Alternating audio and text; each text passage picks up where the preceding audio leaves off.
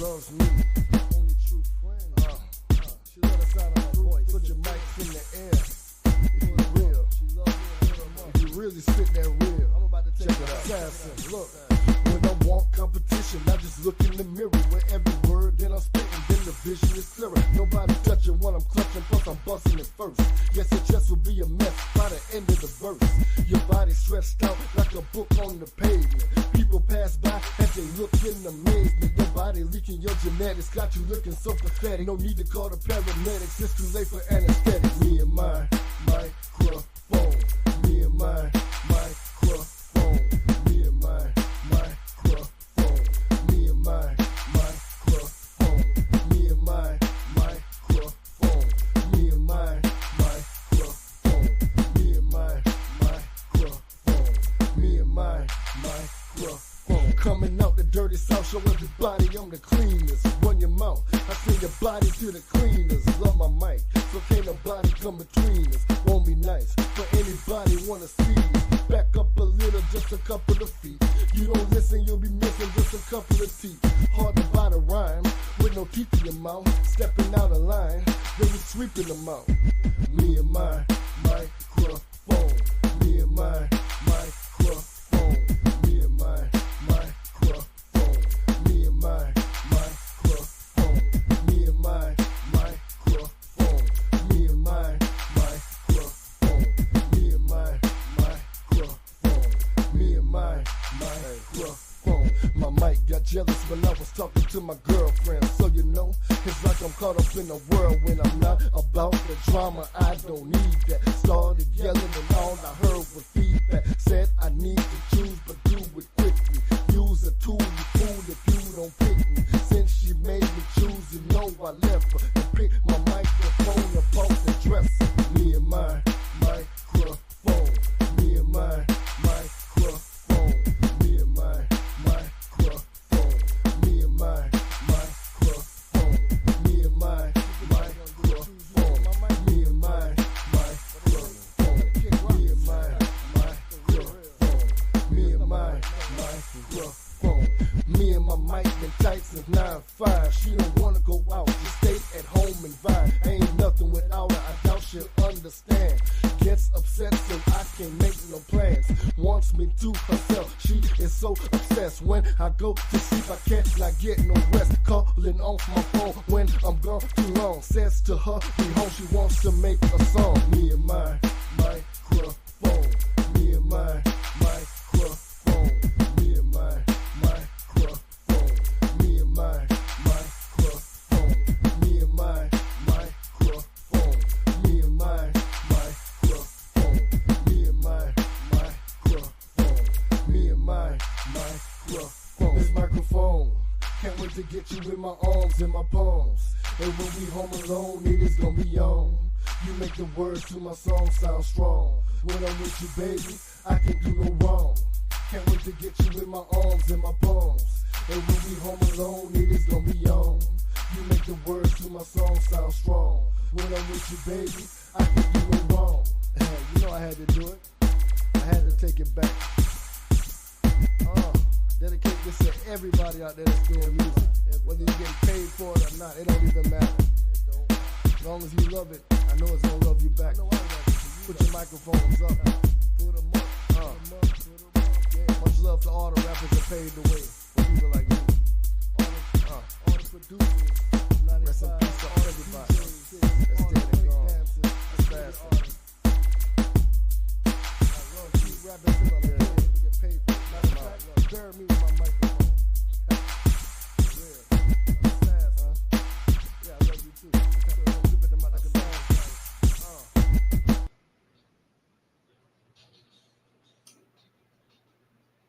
Oh, what's up, Straight Talk Society? This is your host, Trevor, and I'm back with another episode of the Straight Talk Sessions, the Man Talk Monday edition. So the official show really isn't starting for another, I want to say like 10 minutes, but you know, I always come on early, give my co-hosts a chance to hop on, to get ready.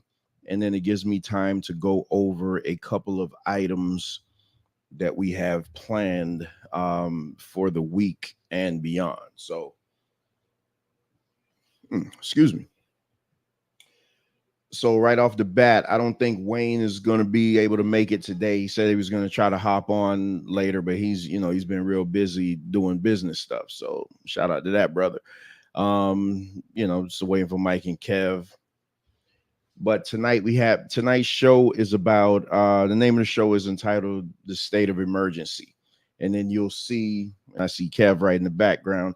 You'll see on the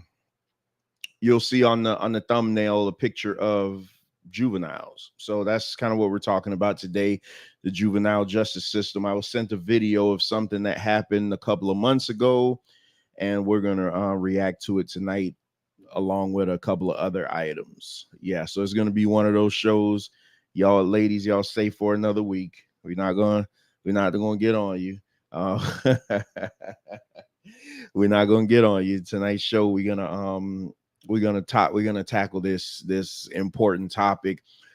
And if you haven't, just make sure and go check out last week's show entitled Enough is Enough. I think we did that a lot of justice, man, the way we went in on the creeps in the community.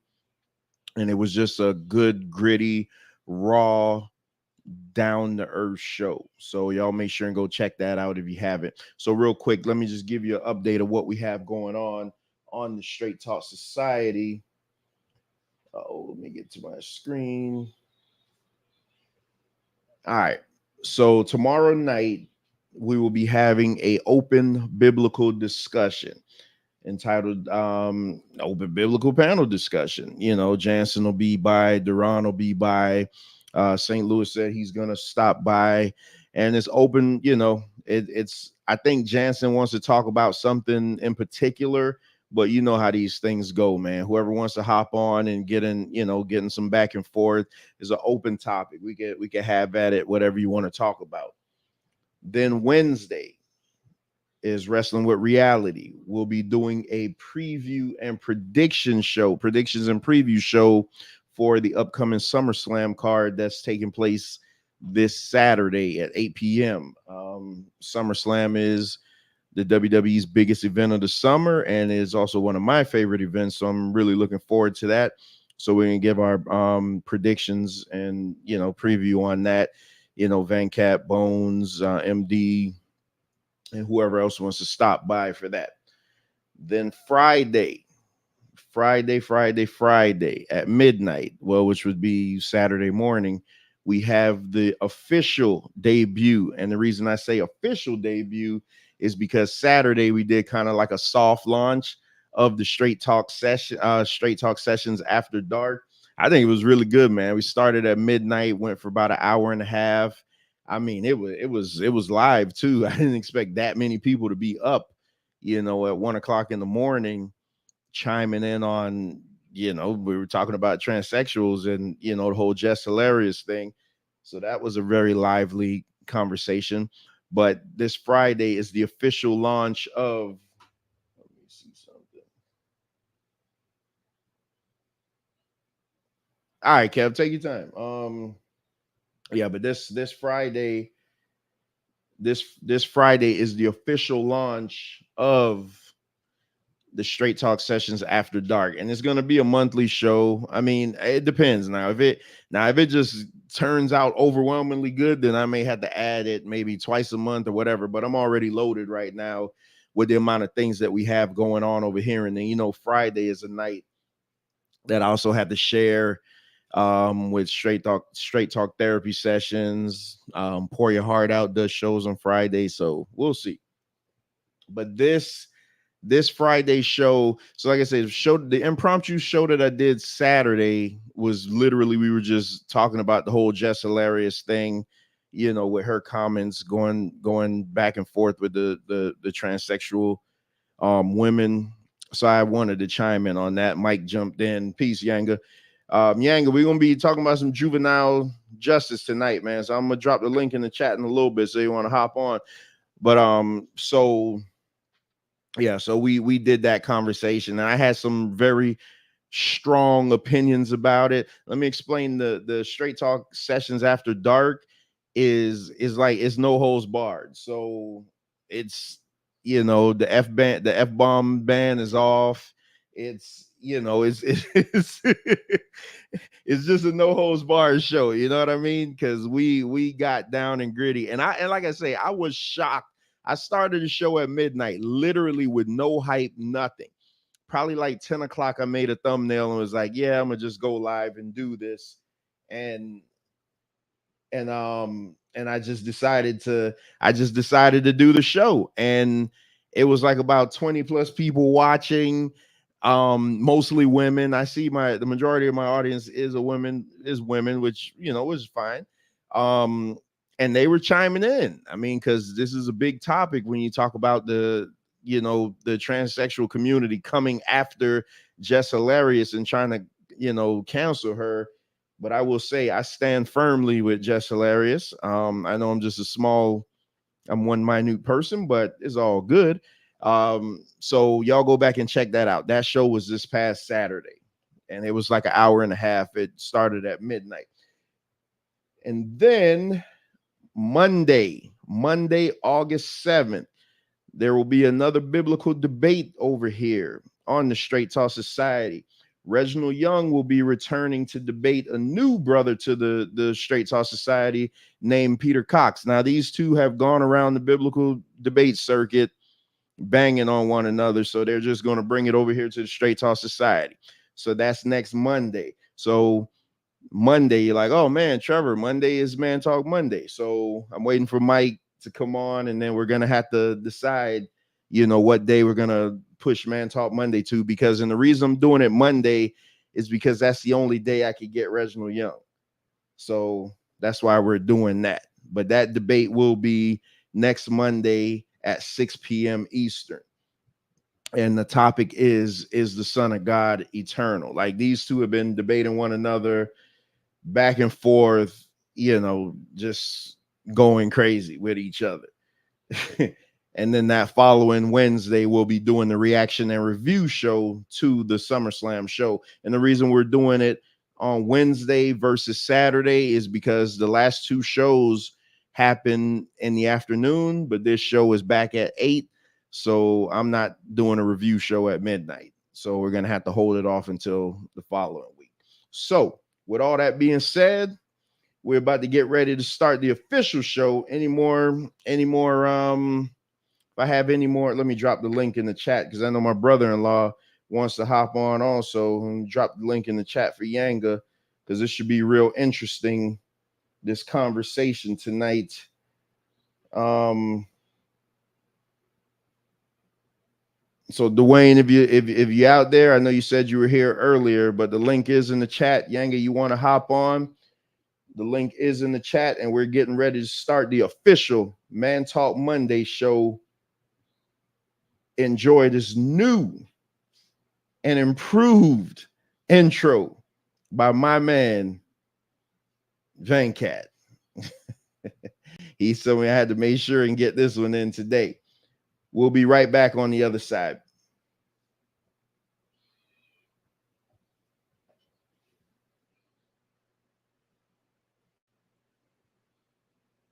Oh, there we go.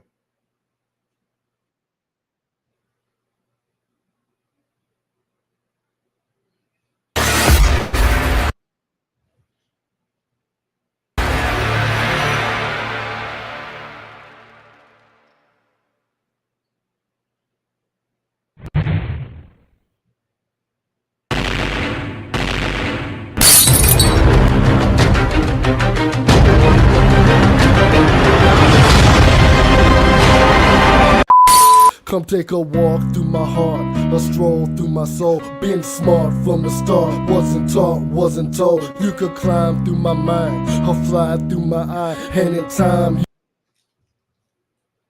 You will find what I rhyme is not a lie. Come take a walk through my heart, a stroll through my soul. Been smart from the start, wasn't taught, wasn't told. You could climb through my mind or fly through my eye. And in time you will find what I rhyme is not a lie. See you dealing with a vicious mind, heart cold like Christmas time. Every time I write a rhyme, put it all on the line. No need to hold my tongue, hold the mic like you hold a gun. Haters, I'm the chosen one. Fakers, I don't roll with none. Don't you ever test my heart. Been a rebel from the start. I ain't got time to play no games. I'm too busy playing my part. Keep my mind on my mission, living by my premonitions. Through the world with blurry vision, stressing in high definition. Walking the path unknown to most. The one that I love, I hold them close. Every rhyme I wrote was dope, no jokes, so folks can overdose. Lyrically, I'm legendary. Yes, I'm very necessary. Fast to see my adversary buried in the cemetery. Man Talk Monday. Yeah. Straight Talk Sessions live. You're gonna acknowledge me. It's Monday. It's Man Talk Monday. It's time to man up with your hosts, Trevor, Michael, and Wade. But we have a responsibility and a duty to be fathers. Not to just make babies, but to be real fathers. And you can't expect any good to come to you if you don't visit any good on your son or your daughter. So, be a man.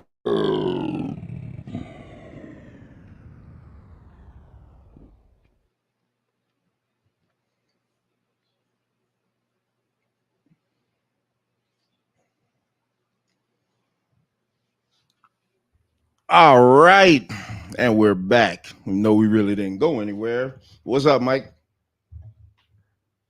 Hey, what's up, bro? I'm doing a little Unmute yourself. with your daughter. I'll be right there. All right. Well, so you might want to turn your camera off then. All right. What's up, Kev? Yo. Peace, Yanga. Peace. What's good? Peace, society. Can't call it, man. So you had a good show, huh? About that. Yeah, man. I was on someone's Facebook and we discussed that. Hot. I'm gonna go back and check that out. Yeah, we got kind of we got down in it just because you already know from the arena my thoughts on the but I think that's you breathing so hard, Yanga. That's why I'm muted, man. I went on and mute. Yeah, you know my thoughts from the arena on on the LGBT community. So when I saw this, it just set me off just because the way they were attacking her, wanting to cancel her. So I had to sound off on it because it was totally impromptu. So it ended up good though. You know what I do realize though, the majority of the women do agree with me. They just don't like to say it. Absolutely. I don't know how you could not, but that's a whole nother show. If we ever revisit it, I'd like jumped out. You and I probably share similar views. I don't see how you could not. Yeah, I think the disrespect. And we're gonna get to the regular show. I got a couple videos we got to play, but the disrespect to well, first of all, I did mention that the black women, they caused this problem, so I won't absolve them from that, by fighting for all the rights and everything, but it backfired on them. And I think Mike made such a good point Saturday. It's basically the chickens coming home to roost, so everything that they is just been flipped on them. But I think just the disrespect for a man, the hypocrisy for wanting to play both sides of the field and now say that I'm a woman and I'm just as much of a woman as a regular woman that could have babies and could produce breast milk and stuff like that. I just find that so such hypocrisy. It's a whole thing.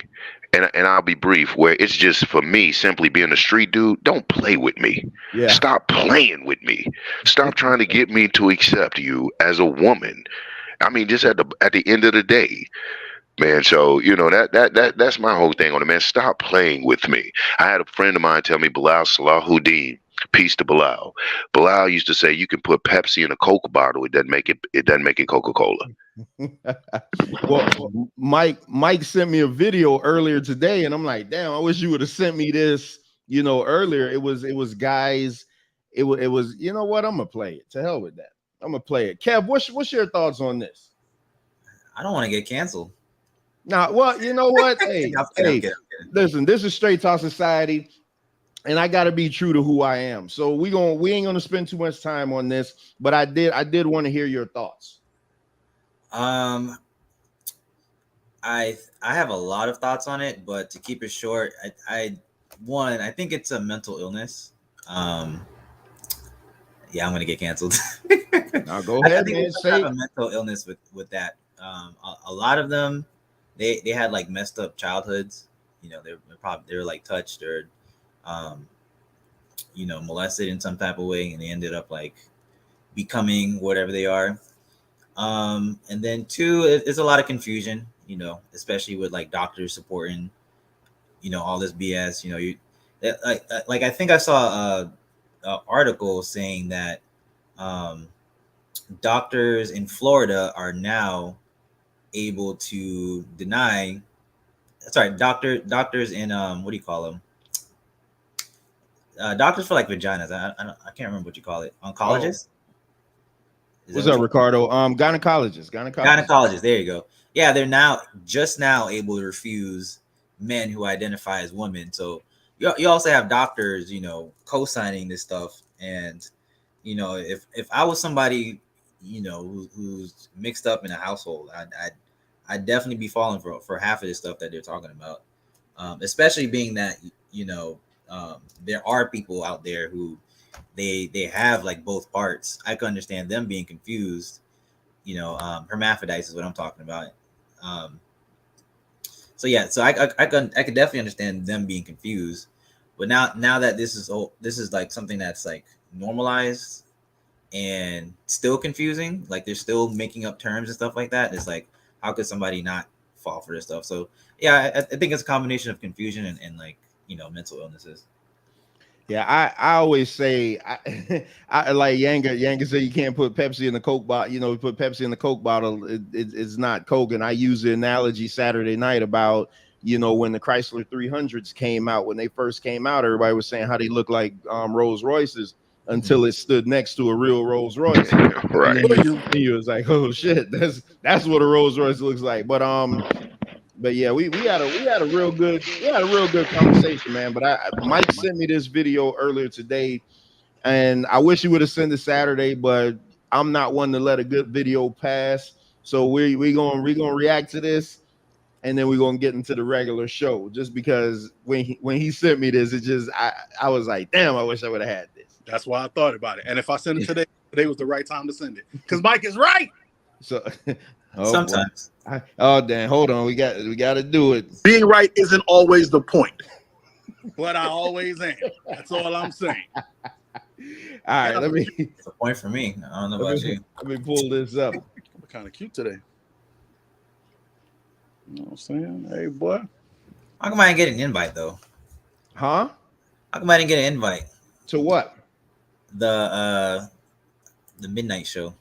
Oh, it was. You got to subscribe to the channel, man. It was impromptu.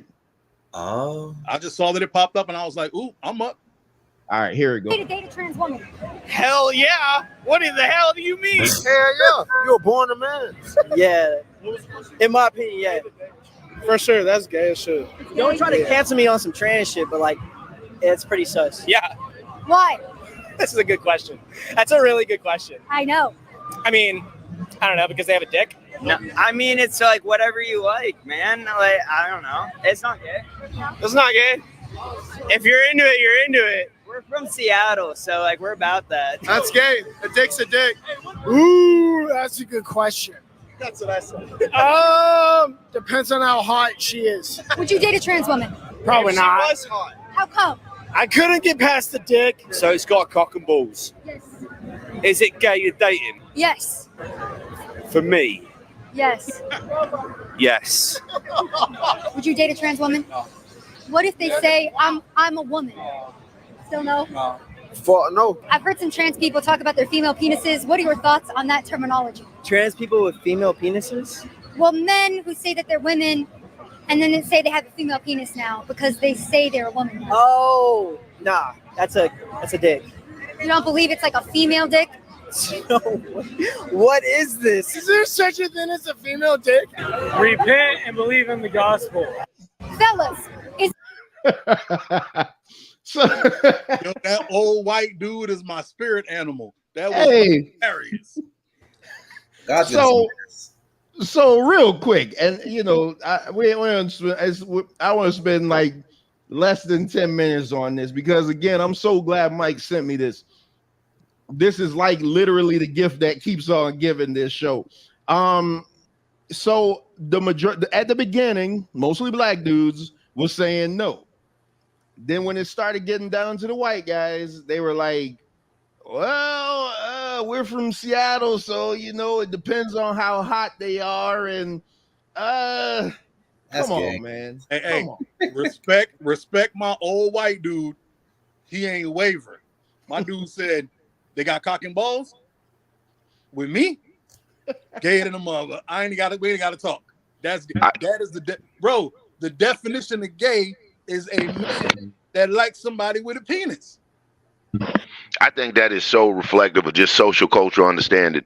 The fact that even you noticed the divide in the beginning, Trevor, that the response of the black people as opposed to those of white people, I think that is just such a blatant example of social cultural understanding and acceptance.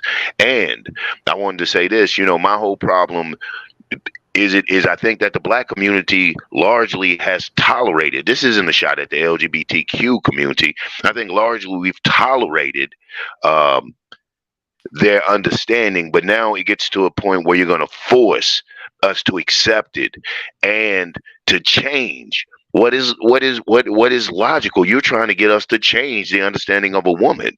And I mean, I don't even think I don't care what scientists you get or whatever, it is just a natural thing and it's insulting to the intellect. Dude, I am disgusted that they have me and Yanga agreeing. Like, it's way too early in the show for me and Yanga. Too early in the show for this. Like, I don't get it. Black Jesus must be coming back. I swear. In the manger. You feel me? Like, I'm confused because they trying to tell me, like, hey, let it be known. I'm for everybody. Everybody know my saying. As long as you don't hurt any babies, you don't hurt any animals, do what you want. I don't care. Preferably, don't mess with me in my house. Let me be chill. Let me do what I do. Please stay off my lawn. I'm that dude. But you're not going to convince me that what I'm seeing don't exist. I don't know what to tell you. You could be bad as you want to the waist. Once I go below the waist and something dangling, you're not a woman. I'm sorry. There has been no women in recorded history that have been born with a penis. I feel safe in saying that. I'm not a scientist. I'm not the smartest man in the world. But if you're born with a penis, you're not a woman. That's just how I go. I'm sorry. They're trying to confuse the kids. Like I said, it's all about confusion. Like that chick said a female dick. Like what? A dick's a dick. Like what are you talking about? Female dick. So Kev, to that point, what they say that women who have natural vaginas, which vagina is great, as we all know, they say that it's an extra hole. That's what they call it. So again, Kev. Wow. That's how they refer to it, as an extra hole. Not that you're a woman, it's like you just have an extra hole. That's how they minimize the woman even more. It's not an extra hole, it's the extra hole that defines women. You gotta say you remember Boondocks? You got to say the whole thing. You can't just say it's the extra hole that defines a woman. I'm sorry. And you know what throws me the most? I know trans people. That's hilarious. Do you know one? Call them up now. Try to get them on the show. First of all, that's not funny. I got stories for you. He trying to act like I be on the phone. Hey, what you doing today? Listen, no. What I'm saying is, I was supposed to do an interview with one, but they backed out because they listened to my previous shows and they were like, "Damn, he may be trying to attack me." So Bro, if you get one, let them know what's up. I want to interview him. I really wish I had the number of the two that I knew when I was in my 20s, because they would come on here and blow your mind. Because everything we saying, they would agree with. Everything we saying, they be like, I don't have no coochie. I'm a do what? Every one of them think just like that. Hey, if you out there in Fort Lauderdale, Ivory and Mingo, Phoenix, holla at me. That ain't their real name. That's their stage name. They drags. But holla at me. You remember me. Holla at me. I get you on the show. Let me know. But wherever y'all at, it's been a minute. I ain't see y'all since my 20s, but we was cool peoples. They'll tell you the same thing. They be like, I don't have no coochie. I'm a dude. Like, they know who they are. It's these people. It's these new. You notice how everything we say that's wrong, we got to put the word modern in front of? Shout out to Lim. What's up, Lim? It's these moderns. It's the moderns. Because, like I told you, every minority has come up and fought and fought. This is the first minority that is trying to change what we know to be true. Everyone else come up and tried to stop stereotypes. You having a penis is not a stereotype. It's a biological fact. What if they have both? How would you guys feel? Dude, there's less than 1% hermaphrodites on the planet. A half a percent are hermaphrodites. Don't come in. Don't come with that. Right. There's less hermaphrodites than black billionaires. Right. So, I think for me, the fact that we're having these type of conversations are disturbing.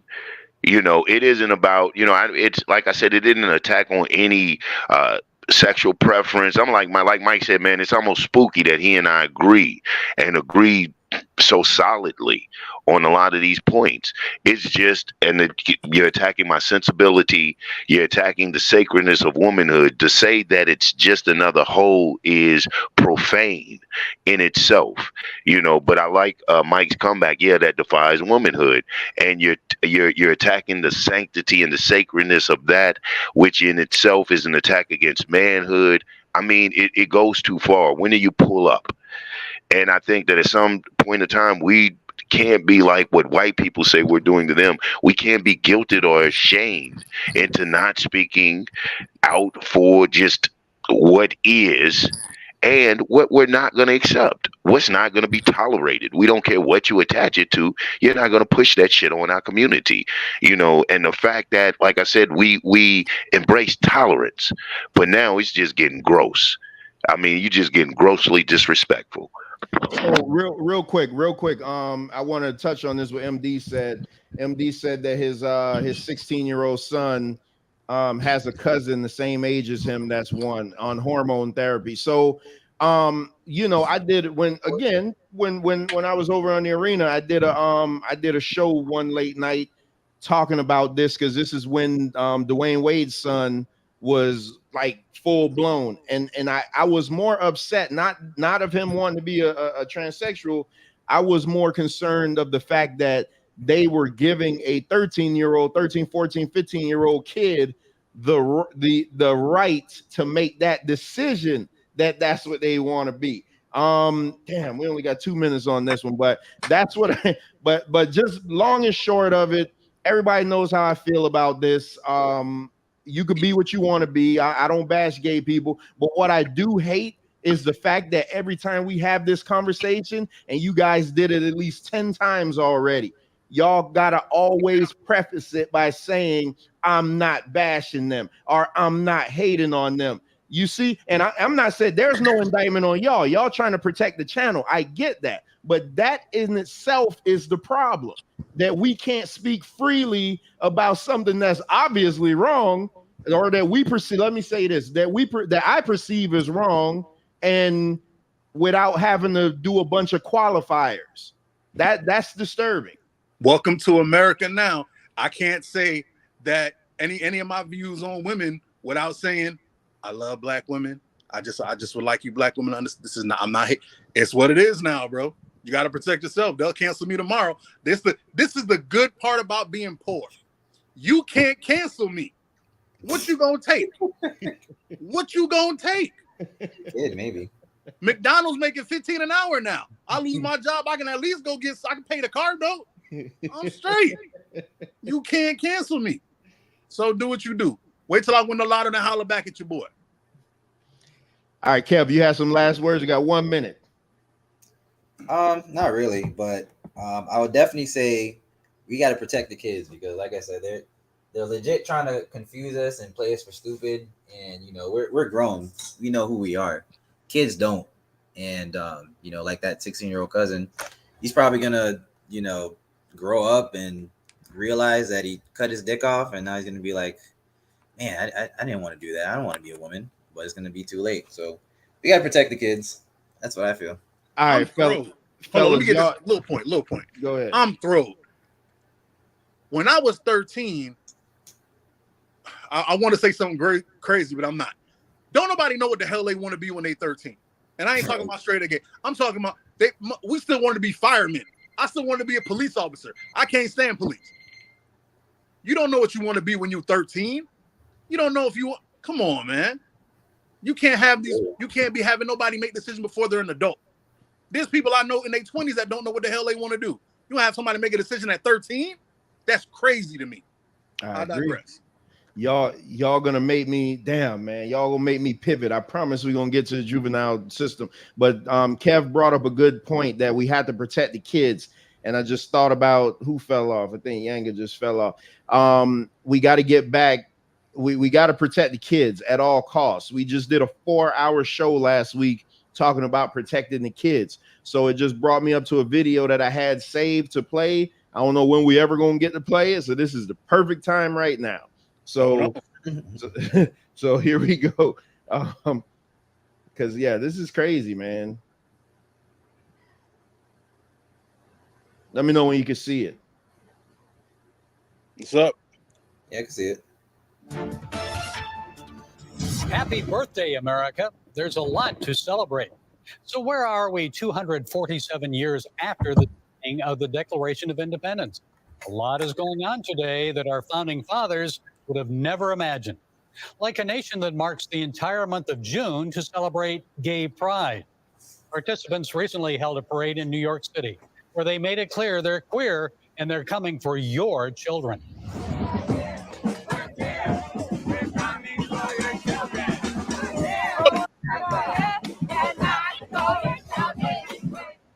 Our first president.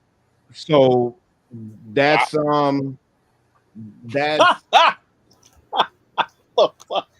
I promise. Yo. So that's all. It was a 3-minute video. We didn't even need to go forward further. When I looked at the expression on Mike's face, I was like, I could stop it right here because that's all I need to know. Hold on, let me set the timer again. I'm gonna set the timer for 8 minutes because we got to get into our story. Go, sir. I had a nice little arm ornament that I was wearing one of our last shows. Come for my kid if you want. This is my problem with all minorities that try to. There's always people that gotta habitually line step. You know what I'm saying? There's always people that just gotta go to. Why would you say something like that? Why would you say something? What would make you? And we're coming for your children. If there is anything that you can get Negroes and racist rednecks to connect on, is come for our kids and see what we gonna do. Please. Yo, I'm not, this isn't even a qualifier. This isn't even a qualifier. I want to apologize to the gay, the trans, the people out there who just want to live their life and just want to be who they are. Because there's always the effery. There's always the people in your crew that gotta do something stupid. Yep. Come for mine, please. I live in Florida. Stand your ground it's in their blood down here. You ain't even gotta come in the house. Step on the grass. Come for my kid if you want to. Please come for my kid. I don't know what the hell is wrong with you. We're coming for you. Get in there, Kev. We're coming for your kids. Yeah. One thing I could say is I'm glad I don't have kids at this time because I would have a damn hernia. Oh my gosh. With like school, you can't even like let your kid run around. Like I used to like run around the streets, like way far away from my home, like blocks and blocks away. And I was fine. I was able to come home even at night or even like sleep home over at strangers' houses. But nowadays you got to worry about, who's following your kid after school or what they're teaching. Right now, Florida has this thing where like they're saying slavery had benefits. I'm like, bomba clot. This is what you guys are not Jamaican. I know he never say any Haitian words. He always said Jamaican. Ask him to say 19 in Haitian and Creole. These Neff. I'm Haitian boy. Anyways. but yeah, it's just scary. I'm just scared for the kids. And I'll be terrified for mine. But at the same time, I'm a conspiracy theorist, but my theories are coming true. It seems like this stuff is staged, because my job is I door knock and I meet a bunch of people and I talk to them, get their opinions on stuff like that. And what I'm seeing and learning is that like there's a lot of normal people, just like normal everyday people, especially in like Florida or at least in my area. And a lot of the exaggerated stuff is like on the internet, you don't really see too much of this weird stuff on like in person. MD, get your ass up here if you can. Get up here, MD. Get up here. But yeah, that's my thing. Like they're pretty much the whole agenda is they're trying to make like pedophilia normal, and that's why I'm like terrified, because it's the whole initiative is to make things confusing and define like what is morally right sexually, to the point where like like okay, their narrative is like you don't choose to love a man, you don't choose to love a lizard or to be a lizard, and then pretty soon it'll be like it wasn't my choice to like a kid, and it's slowly gonna turn to that point where they'll make it to where it's just normal, like and that's why we're seeing like them say like, okay, kids can choose their gender. Well, okay, the next step is, well, they can choose their partners. So that's what I'm worried about. So I just saw something. It could have been Mike. It probably was Ricardo that sent me, because Ricardo be sending me a bunch of them videos throughout the day. It was a grown man, got to be in his 40s, had pigtails, sucking on a lollipop, talking about he identifies as like a 6-year-old girl, and people were trying to pull that bullshit. Oh, let him. Who are we to judge them? So so here's my thing before MD come on, because we got I hope he doesn't. We got 3 minutes. No, MD on the panel. We got 3 minutes. Hold on, MD. We got 3 minutes left on this. So here's my thing, and this is why people, they have to understand the line here. I don't do what you want to do. I don't care what you do in your bed. I don't care. All I'm saying is don't come for my kids. That's all I'm saying. Like literally that's all I'm saying. Don't push your agenda on my kids, because my daughter asks a lot of questions, and when we're watching stuff and they may show a scene where a man is kissing a man, my daughter, even when she was like 5 years old, she was like, Daddy, that's not right. Only mommies and daddies kiss, right? I said, absolutely, baby, because my daughter gets indoctrinated by what I want her to be indoctrinated by, not what the hell anybody else is pushing. I don't have to accept anything, and I do not accept anything as far as what you want to try to push on us. You can do whatever you want to do, fine. Just like I said a million times, I have relatives that are gay, and I love them to death. Don't care, but just do not push that on my kids. Go ahead, MD. Explain this, because I'm trying to see what you meant by this. No. It wasn't nothing extreme. Don't. All I was saying was they're pushing a progressive outlook on civil liberty when it comes to LGBT. That's all. That's and they actually had an interview where they explained that after they were saying. What I'm saying is from the aspect of how you look at liberty, anything that infringes upon my rights is bad. Again, I agree with everything you're saying. You can do what you want to do. But if it infringes upon my liberty or my freedoms, then we got a problem.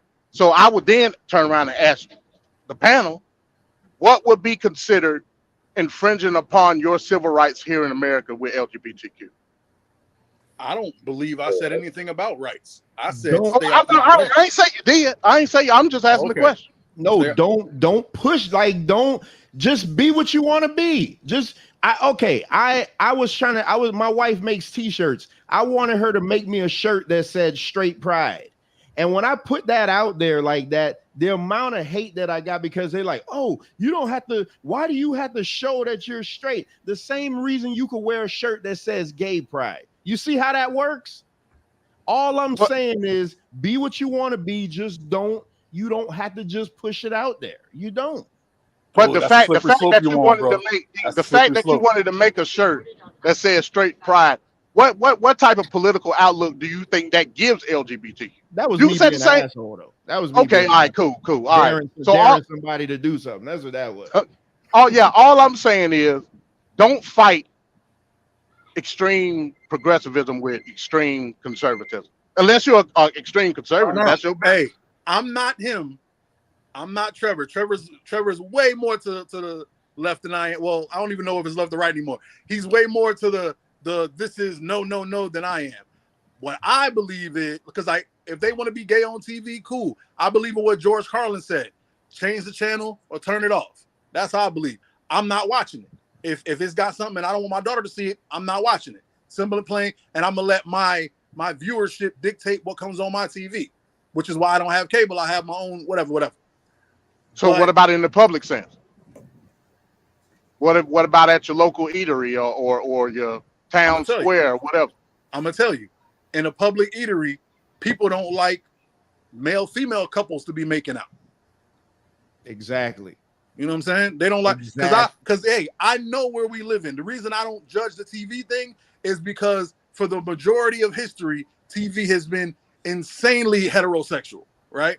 So I'm not gonna be mad that they get their gay shows. I'm not mad that you get your gay show. Get your gay. Yeah, unless you're HBO. You know what I'm saying? I said unless you're HBO, then you got another. Hey, get your gay show on HBO. I watched P Valley. Right. I saw a man throw a man, whatever. Do it. Entertainment is entertainment. I don't care. Right. I choose whether to watch or not watch. That's my decision. That's my freedom. You feel me? So you're allowed to make it. It's whether I'm gonna watch it or not. But you don't. But you just said you was gonna put the pump to somebody that was coming for your children. Exactly.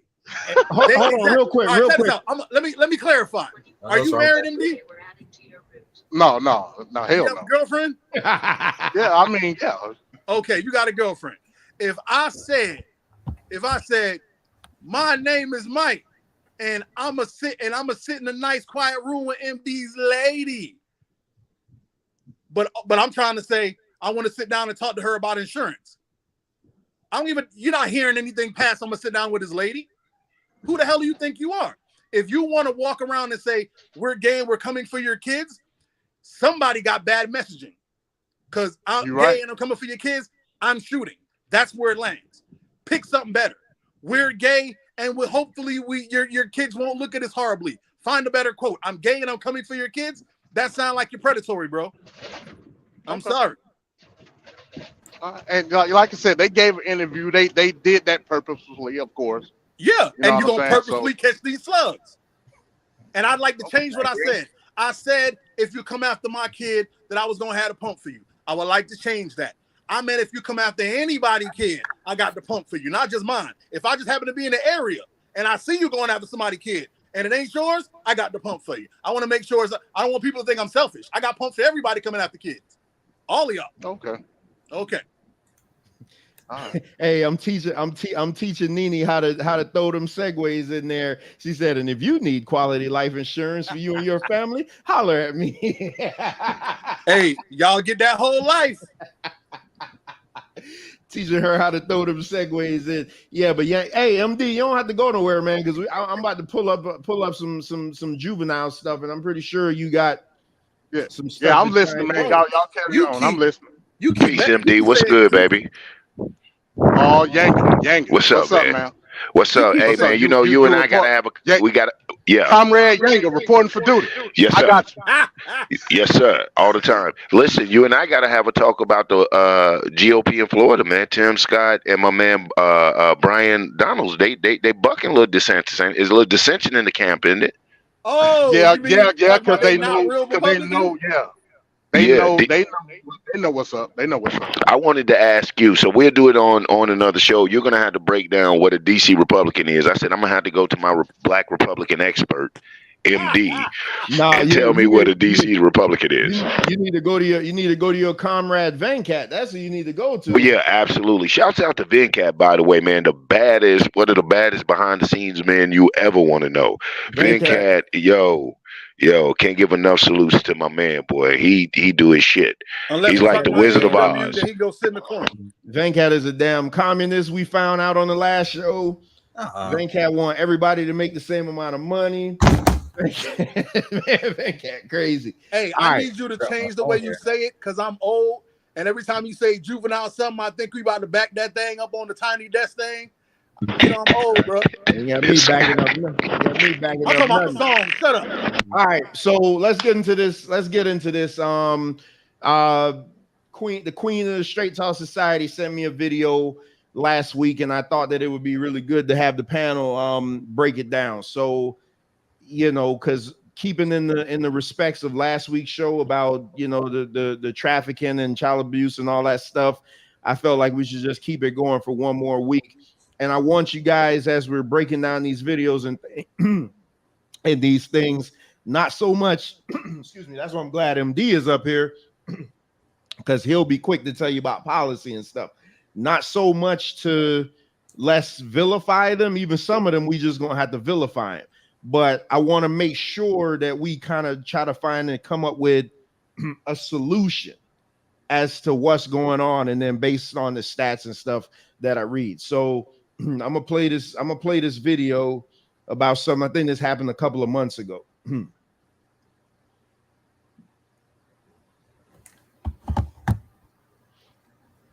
Let me know when it's up. I can't see it. Yeah, I can see it. It's up now? Yep. All right.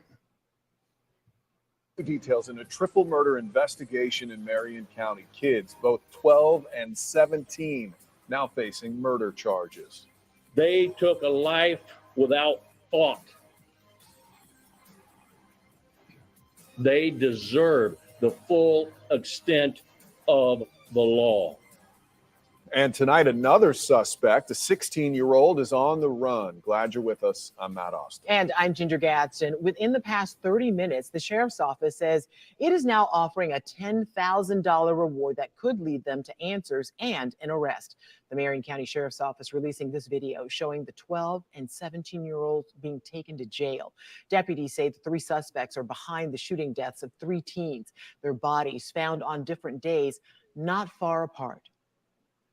We have team coverage tonight covering these new developments. News 6's Brian Didlake is speaking with parents in the community, but we begin with News 6's Catherine Silver. Catherine. The sheriff gave an emotional update here today, naming their suspects and what they believe might have motivated these murders. Detectives say all of these kids were associated with gangs and were involved in burglaries and robberies before three teens wound up dead. There is no honor among thieves. And at some point, these three individuals turned on our three victims and murdered them. Sheriff Billy Woods announcing a big breakthrough on a triple homicide case, revealing for the first time the suspects allegedly responsible for the killings of three teens are also juveniles. Because they took a life. Are y'all comprehending that? The youngest suspect named by the sheriff's office is 12 years old. Video shows Christopher Atkins in handcuffs, along with 17-year-old Robert Robinson. That's right. Deputies say a third suspect, 16-year-old Taj Bruton, is still wanted. They fled the scenes but left a lot of evidence in their wake. Newly released documents detail the physical and digital trail detectives have followed since last Thursday. I can't give a whole lot of details because we still have one suspect out. The sheriff declined to share specifics in a one-on-one interview with News 6, but had this to say. The two that we have in custody confessed to the killing of our third victim. In the document, 17-year-old Robert Robinson reportedly told detectives he shot one of the victims because, quote, she was going to snitch on us all. Investigators believe all three teens had been in this white car belonging to 16-year-old Layla Silvernail. She was found lying on the side of the road in the Forest Lakes Park area March 30th. A 17-year-old boy was found in a separate location the next morning. And then the third victim, another 16-year-old girl, was found in Silvernail's car Saturday, partially submerged in water. She was located in the trunk. The sheriff says based on what witnesses heard, the victims were shot at the same time. It breaks my heart as a father. And then when you get an incident like this, not just the victims are juveniles, but all of my suspects are juveniles. And it's like you cry, you want to cry.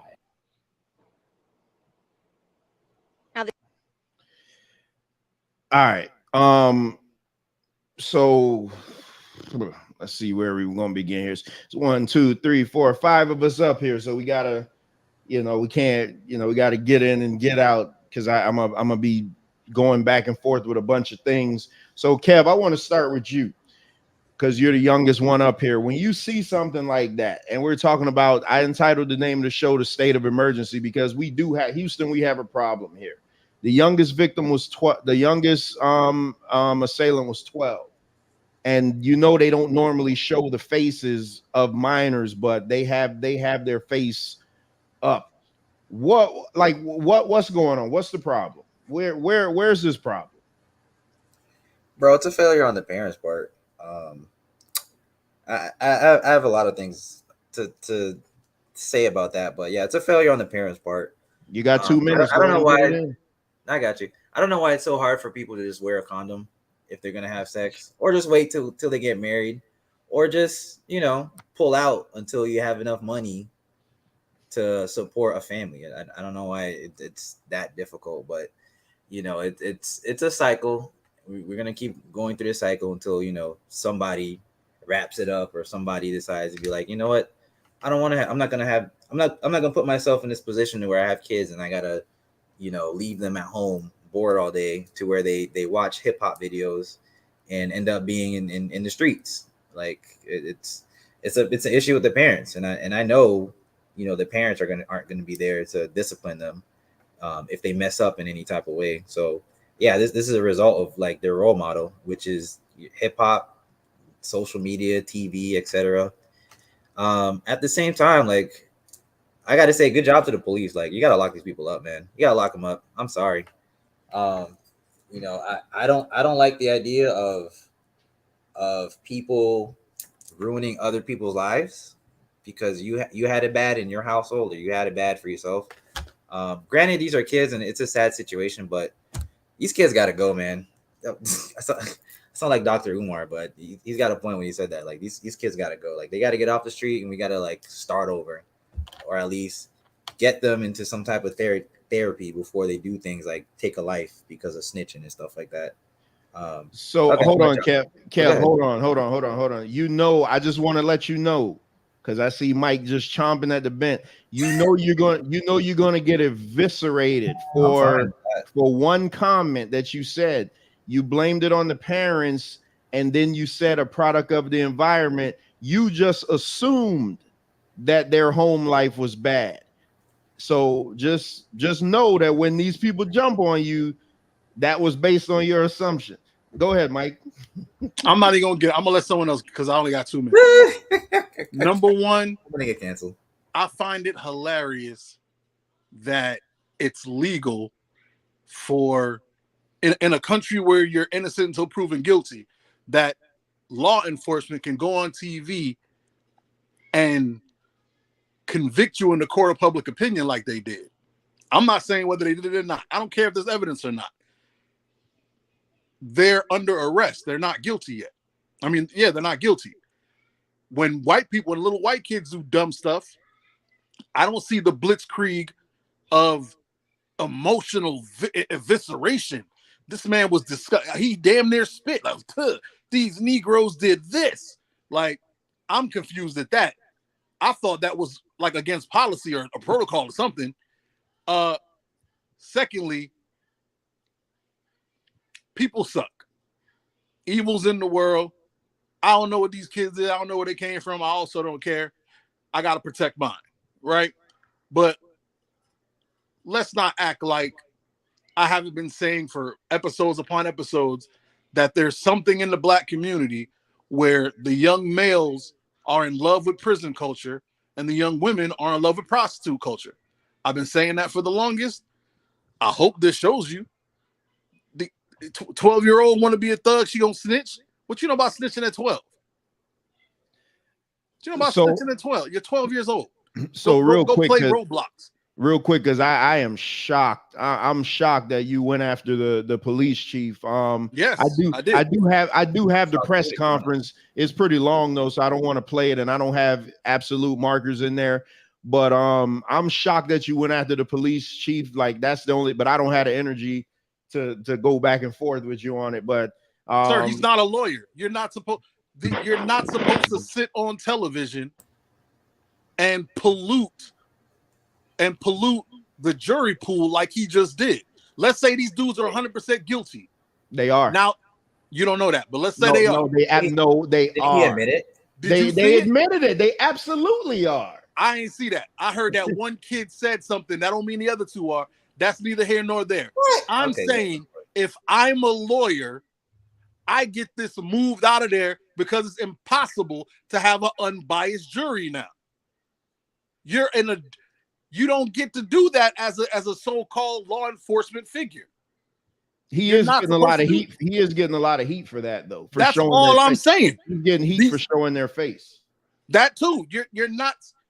I'm saying you're in a position of power. You're not supposed to use it in the scandalous or a what's that C word? I can't think of the word. The corrupt or a corrupt way. That's what he just did. He basically told everybody they guilty. Nobody in the world should think they're not guilty. How they gonna get a fair trial? How did he not help them get a mistrial? Think about it. Dead ass. How did he not assist them, their lawyer, in getting them a mistrial? Well, if they get off, I'ma just say, and this is all I gotta add to this. If they get off, then that's gonna be the greatest miscarriage of justice ever. MD said that he's in a bad spot right now. Yanga, what you got on this? OJ got off. Man, I think that, I have to state the obvious, and that's the victims. With little, I think at least two of them were little white girls. Mm-hmm. That in itself, really, I don't know if any justice is going to be had if it was there. Secondly, I'd like to say I'm not so liberal not to name little freaking monsters. I agree, Yanga. They're monsters. They are absolutely monsters. What I do, though, I use little monsters like that as an example to my sons. I say, see, this is what happens when you do this or when you deal with little white girls. I use it as an example because I'm sorry, there's no justice that can be had on any side. There's no justice for those little girls that were victimized. There's really not going to be any justice or understanding for those young black men. And there may be some psychological trauma. It may be all of that. Nonetheless, a heinous crime had taken place. And you're dealing with 2-3 monsters. And little monsters grow up to be big monsters. They're predators and perpetrators to the black community. I'm sorry that for the parents.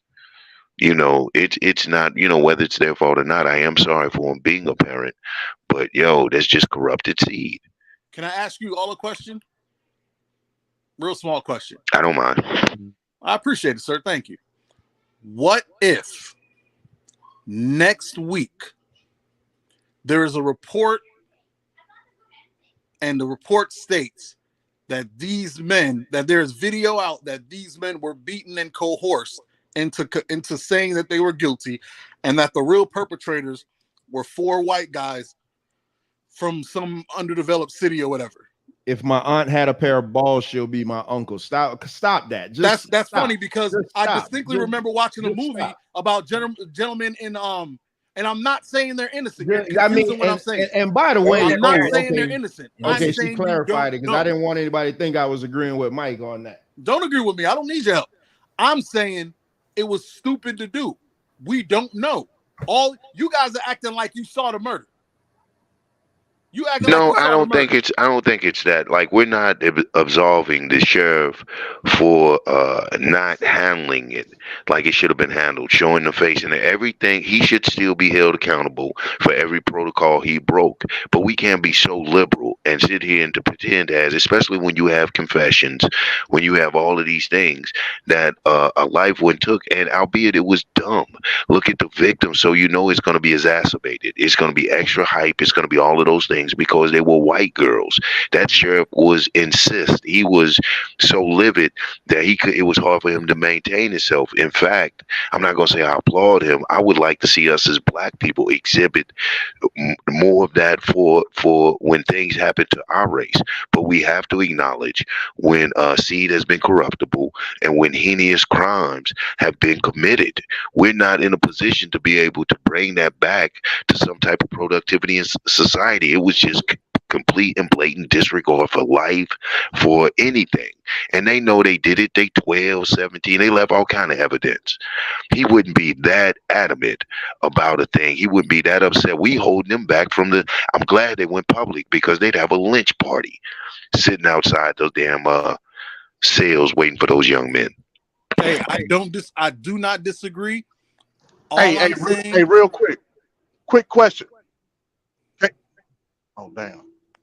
Wait, hold on, Yanga. Let Mike finish his thing because I don't want him to jump in on what you got to say.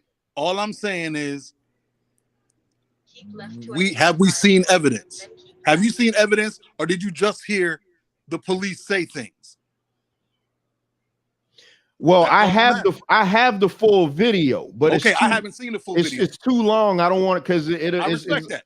It's like I 20 minutes. Evidence. Show me evidence, and then I'll be on your side. No, but the police officer, he is breaking down like everything at the scene of the crime. So it ain't like this ain't nothing up for interpretation. But I agree, you haven't seen it. But my only thing to you, Mike, is like you were so gung ho, no pun intended, that if I think anybody coming after my kid, or if I think anything then I'm gonna put a slug in you. Here we have, without a shadow of a doubt, these kids did this. No, sir. There's plenty of shadows of doubt. You're like, you oh ever heard man, of let's Central just Park give him 8? a mulligan. Let's just never heard of Central Park 8?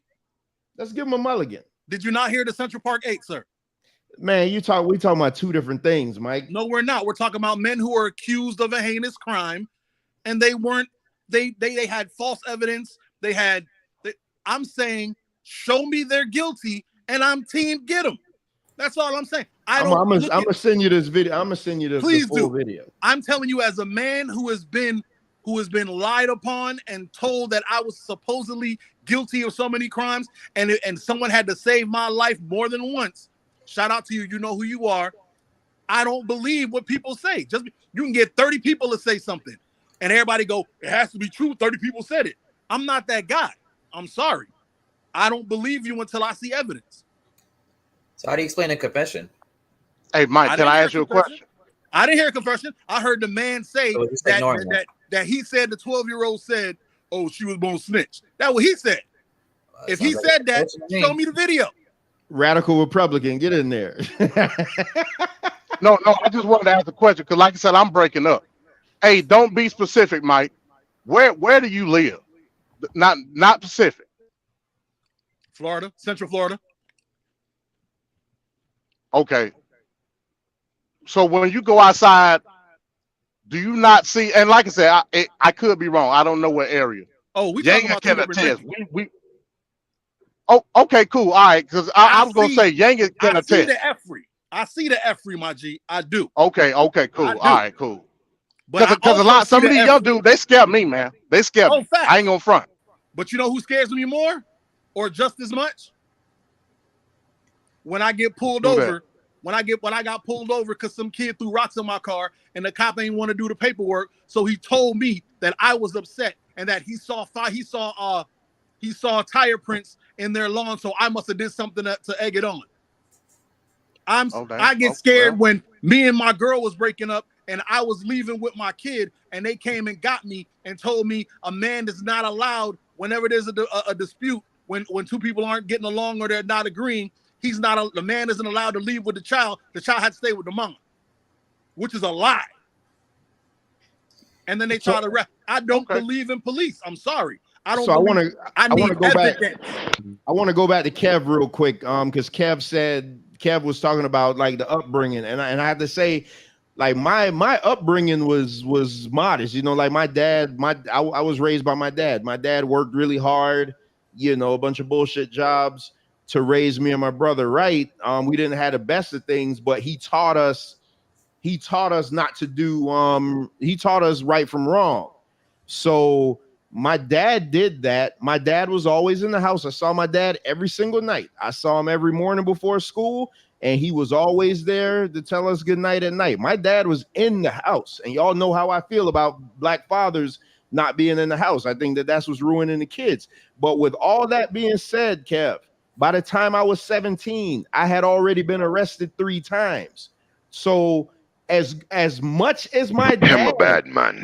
As much as my dad tried to instill morals in me, tried to keep me on the straight and narrow, I still took my black ass out there and got with the wrong company. So I'm not gonna 100%. I know I say to parents a lot of times, and I'm gonna play a video later that I'm gonna put on the parents, but I'm not gonna 100% say that the parents should have wore a rubber and this and that, because you don't like some parents cultivate some terrible spawns, but not everybody. A lot of parents do what they're supposed to do, and their kids are still full of shit. Their kids are still terrible citizens. So you can't, I'm not gonna 100% put this blame on the parents without knowing their upbringing, and there's 3 of them. They hadn't as the recording of this video, they hadn't found the 3rd one yet. I'm hoping they found them, but it was 3 of them and they hadn't found the other one. That's another reason why the police chief was getting heat, because they said that there was another suspect out there and he shouldn't have showed the faces of the other 2. So I'm not saying he went against protocol. He didn't do what he was supposed to do. I'm not saying that. And I wish I'm gonna send you guys the video so you could hear the press conference. The man was talking like a concerned father. And to what Yanga was saying, most of us need to start doing that. Like, at what point do we start realizing, like, boy, you know what? We need to just get out of our job titles, stop, for your pastors, stop being pastor and be a dad to your kids. You're a politician. Stop being a politician and be a dad to your kids. Like, your kids need their parents, but I'm not going to say emphatically that these parents are bad. I don't know. Hey, shit could come out that they were the worst parents in the world, crack dealers, whatever, and their kids were destined to a life of crime. I'm not going to say that. Let me jump in here with you, because ahead, and respect to Kevin. It's like you said, coming from fathers of years. My youngest is 14, and he's very influenced by the culture. He walks around singing, I think they call it drill rap now. So he walks around singing murder, murder, kill, kill rap. He's heavily into guns, where he looks at them at YouTube. It is a completely different culture. And as a parent, all we can do is try to maneuver them and guide them through it. Like you said, I'd have to first see the parents. But nonetheless, regardless of what the parents did, good or bad, these children, should when Mike say they be guilty, have broken a law, and not just a law, they've committed a heinous crime on foolishness. It needs to be an example. See, son, this will have that snitching culture. Look at these Negroes. And look what's about to happen to their life. And then to Mike, Big Mike, I get what you're saying. I think the problem is it sounds a lot like you're defending. It doesn't sound like you're being open to the possibility of their being guilty. It sounds like you're, acting as their legal counsel. You're advocating. Well, we don't know all the facts, which I get. You know, but at some point in time, it's like what we're talking about with the trans. Common sense has to kick in. You know what I'm saying? Because we can't be so liberal, and I get protecting our children, and I get protecting our black children, especially our young black boys. But common sense has to kick in, and we can get so liberal and so protective and defending and nurturing, man, that we nurture monsters in our damn community. And like Trevor said, if we're not stepping up and being fathers and yoking these suckers up in the collar, and I know you sisters gonna get mad at me to a degree, shaming our daughters. My first child was a daughter, letting her know it's in poor taste, baby. That doesn't look good. Shaming them to a certain degree, and I know we had discussed that. Then we have society dictating morality, dress, and what is acceptable overall. So we have to. And I hate that our enemy or the ops, as these young people call them, have to be the dictators of justice and equality, so to speak. And we know it's biased. Look at him breaking policy. These were white girls. If it were black girls, would it be the same type of discuss? All of these questions had to be had, but nonetheless, some bull stuff went down, and that has to be addressed if we're going to have a healthy, wholesome black community. 1 second, Mike. 1 second, Mike, before you jump in, because I know you want to jump in. Shout out to Lim in the comments. I wanted to read it. Lim is and Lim, you always free to come on. I know you ain't gonna ever come on, but the thing is always out there because I think he works with kids, if I'm not mistaken. It's not always on the parents. The kids have to be held responsible for their actions. Parents can only do so much to teach their kids and hope they do the right thing. Absolutely, man. So and just so y'all know, I'm gonna just go ahead and say it. Mike been trying to take some beard tips. I think that's why he trying to bait me. What he's trying to do, he's trying to bait me. If y'all don't understand that, he's trying to get me to get in an argument with him, but I'm not gonna do it. Go ahead, Mike. Maybe that is the case. I don't know. I'm coming. It's quick. Yanga, I would like to ask you to, if you have a chance, play this back and listen to the part where I said, if they show me evidence, I'm on everyone's side. String them up, lock them up. I just haven't seen evidence. I am very clear in my conviction if they are guilty. That's all I'm saying. I'm saying I need to see evidence before I make a lynch mob. I'm not the guy that goes on what other people say. I need to see evidence in a courtroom. I said that before. That's what I'm saying. I'm not condoning. If they did it, they are heinous. I'll say it again. If they did it, they are heinous monsters and they need to go under the jail. I'm with all of that. And everything you said, except for the part where you said I wasn't right, because Mike's always right. I was agreeing with all of it. Go ahead, play it, Trevor. I'm ready for it. So hold on. So to that point, to that point though, because Mike brought up something I wanted to get into next. The crime. Okay, we're just gonna say that if they're guilty. Like, what if they're guilty? What do you guys think? What do you guys think should happen to them? And then I want to get into some stats. Lock them up. That's how I feel about it. But go ahead. I mean, for what? How long though? They're all under 18. Until they understand. I would say until they understand the consequences of their actions, because these are preteens. Like they don't understand that there's consequences to their actions, and this is something that the hip hop community, I'll just say hip hop community doesn't understand. There's consequences to your actions. You go around, you say gang, you make threats, you do this, you do that. There's going to be somebody who's going to interpret that, and they're going to act on whatever you're saying.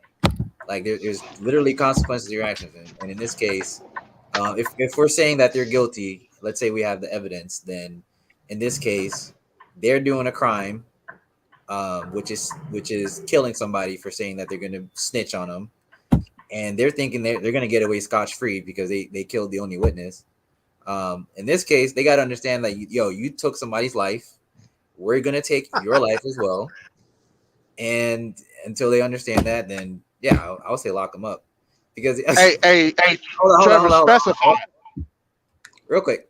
To Cliff, by the way, if I'm a coon, like go walk around in Chicago, go walk around in Jacksonville at night, see if you survive, and call me a coon again. Because where do you see that? Cliff called you a coon? He called me a coon. I had to address it. Love to sell out, bro. Yeah, Hey, Clip. Trevor, specify the question. Specify the question. Should they be charged as adults? Okay, let me just read some of these comments real quick though. So so Moon Goddess is saying Kev is not just hip hop. I agree with that because you listen to some of this grunge rock. Hey, Kurt Cobain put a rifle to his head, you know, and that wasn't no damn hip hop. But I agree. I understand with what he's saying. Lim is saying depending on the crime, we have to find new ways to make breaking the law unattractive. The spirit of the time that jail gives credibility. I want to touch on something that Lim said, but my question, MD, was okay, so we're gonna, if they're found guilty of this crime, what should happen to them? What time should be served? What should the punishment be? You got a 12-year-old? No, I was asking you. I was asking you to specify it. Should they be charged as adults? Oh, absolutely, Also, yeah. absolutely. I don't believe that. Go ahead. And the reason why is you said the 12-year-old. I don't think the 12-year-old should be charged as an adult, but a 17-year-old. And what's the 17? Okay. I think it's 12, 16, and 17, or 12, 14, and 17. Hey, this Michelle person. Well, what I would say to that is, shit out of me. I think they don't like black people. They come in here all the time when we having these conversations. Go ahead, MD. We hear you. No, I was gonna say, yeah, I think I'm breaking up, but I was gonna say if we don't trust juveniles to do certain things in society, I agree. Why should we garner the same, I guess you would say, adjudication or subjugation for a specific crime? I agree. The 12-year-old should not be tried as I don't care what type of crime it is. Whoa. Oh, Trevor about to go. So you're okay with the 16 and 17-year-old being charged as adults? I think he's saying no. My bad, I ain't hear you. Like I said, man, I'm in a bad spot. All right, he's saying no. You okay with the 16 and 17-year-old being charged as adults, right? Depending on the crime. Well, but what I'm saying is we have to look at it. We have to look at it from a broader sense.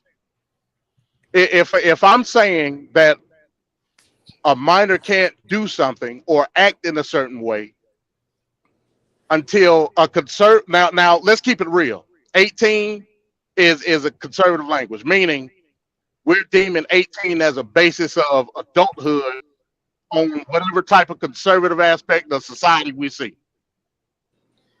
Why can't we do that on the same token when it comes to negative aspects of society, i.e. crime? I'm already saying that this minor doesn't possess the right mind to be able to do something responsibly, i.e. smoking, drinking, whatever. Logic would say the same go with crime. Check me out. Fundamentally, I'm with you. I believe that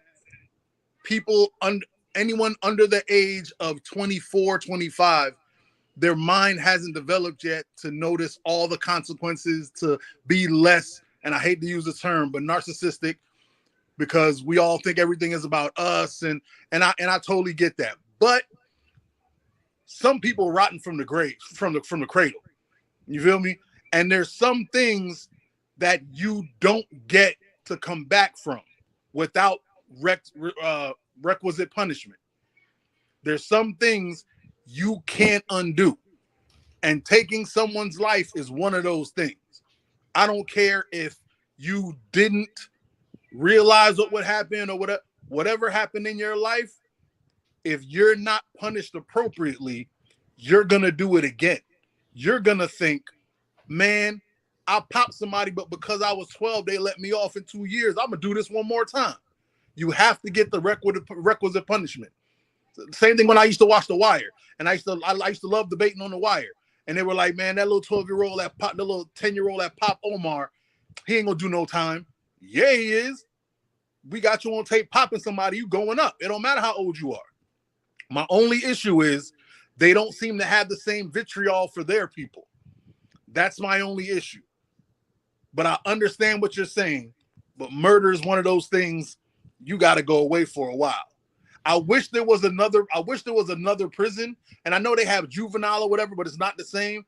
I wish there was somewhere else you could go, because I don't like putting those young men with a bunch of grown predators and grown, like, just destructive human beings. But until then, I don't know what to tell you. I don't have the ails for society.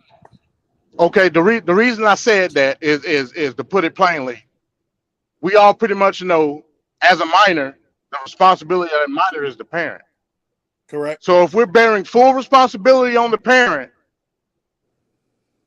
to be in custody of this child, how far should we go from a law aspect of charging parents? How deep should it go? Do y'all want? Oh, I guess I say no. Here's the problem with that. We live in a country where a police officer can say, "I felt threatened," and that's a justification for killing anybody. So there is no such thing. I know the law likes to make you think there's accountability, but all you have to do is say you feared for your life, and there's no accountability. So every parent is just going to say, "I was terrified. I knew he was a murderer. He said he was going to kill me. I didn't know what to do."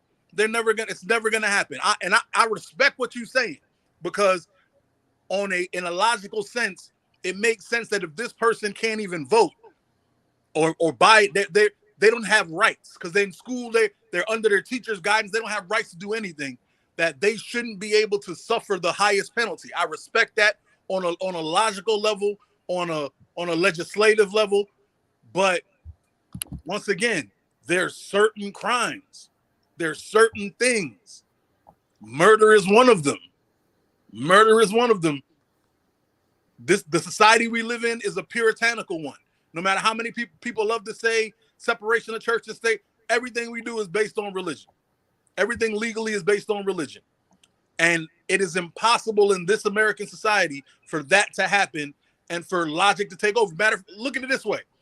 What happened as soon as that thing was over? I was saying I need to see evidence. Everybody's initial thing was fire and brimstone, wrath, because that's what society is here. That's what society is in America. You being sensational, Mike. Yeah. Well, nobody Mike, about it. You being sensational. I did want to ask you. I want to go on. I don't want to stay on this part too long. Did you? Yeah. I'm done. I'm done. But I just proved the point there.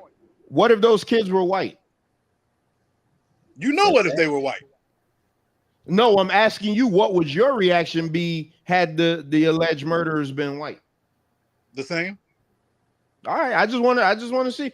And Yanga, and here's the thing, Yanga, I never realized that the girls were white. And I watched this video like 3 or 4 times. That's the first thing that jumped out to me. I was like, oh, they gonna bury these Negroes. Like, I never noticed it when you watched it. But if you heard what the cops said, is that they were all together at some point. Like, absolutely, little white girls. I mean, listen, I'm from the Midwest. That's what they do. Little white girls come from the suburbs. They've been listening to this certain. They're trying to embrace a certain culture, and I don't like that hip hop culture anyway, because I'm a hip hop head. I'm part of the hip hop culture, but there's a certain culture that hip hop tends to be an element of that, but it's dress, it's lingo, it's acceptability, morality, all of that is a part of that energy and culture. Anyway, cool for them to be dating some thugs. Look at them Negroes, nappy head little Negroes. They look like Young Thugger, Young Mugger, and all the rest of this, that, type of thing, and got caught up.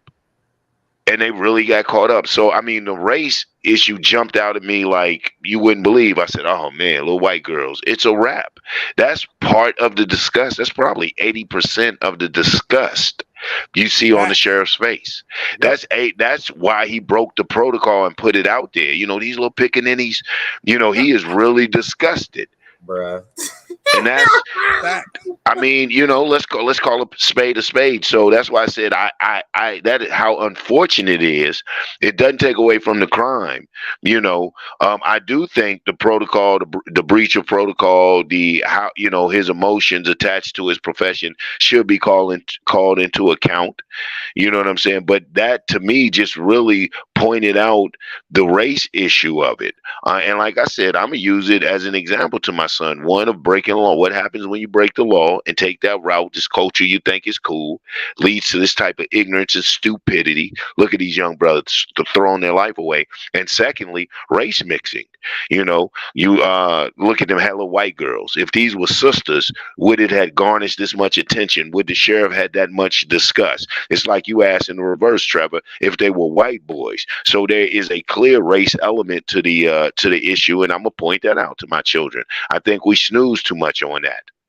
You know, the race issues. I didn't see this going this way, but I'm here for it. So let me read you some stats here. Hold on. What were they snitching on? What did they say they were snitching on? They never said. I think they're burglaries or something. They had all been together on some burglaries. The white girls probably were turning them on the licks. Let's not act like we don't know what's cracking. Hey, I'm from Brooklyn and from Fort Lauderdale. We all got them white girls that want to ride down to the city. Trust me. Okay, and they know who to hit. You can get my neighbor. You can get my granny.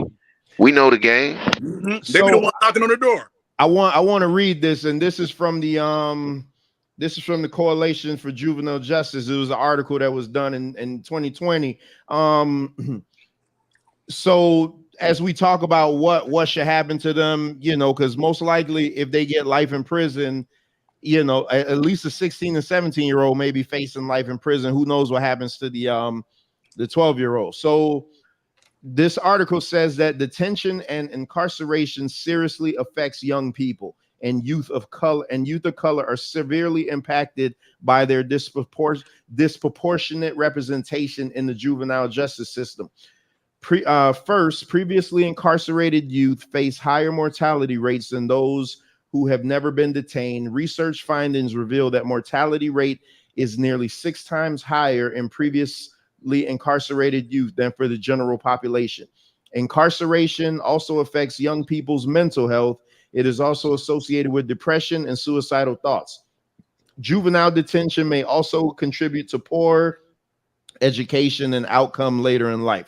So this is what part I want to get to. Furthermore, research has shown that so this is an important part. So furthermore, research shows that secure custody is the least effective option for reducing youth recidivism. And I had to look up recidivism is. I'm not ashamed to admit it. It just means the likelihood that they'll commit the crime again. Youth incarceration is also correlated with reoffense, and longer stays in correctional facilities are associated with higher recidivism rates. Additionally, early involvement in the juvenile system is associated with reincarceration in adulthood, as around 30% of incarcerated adults were first detained in childhood or adolescence.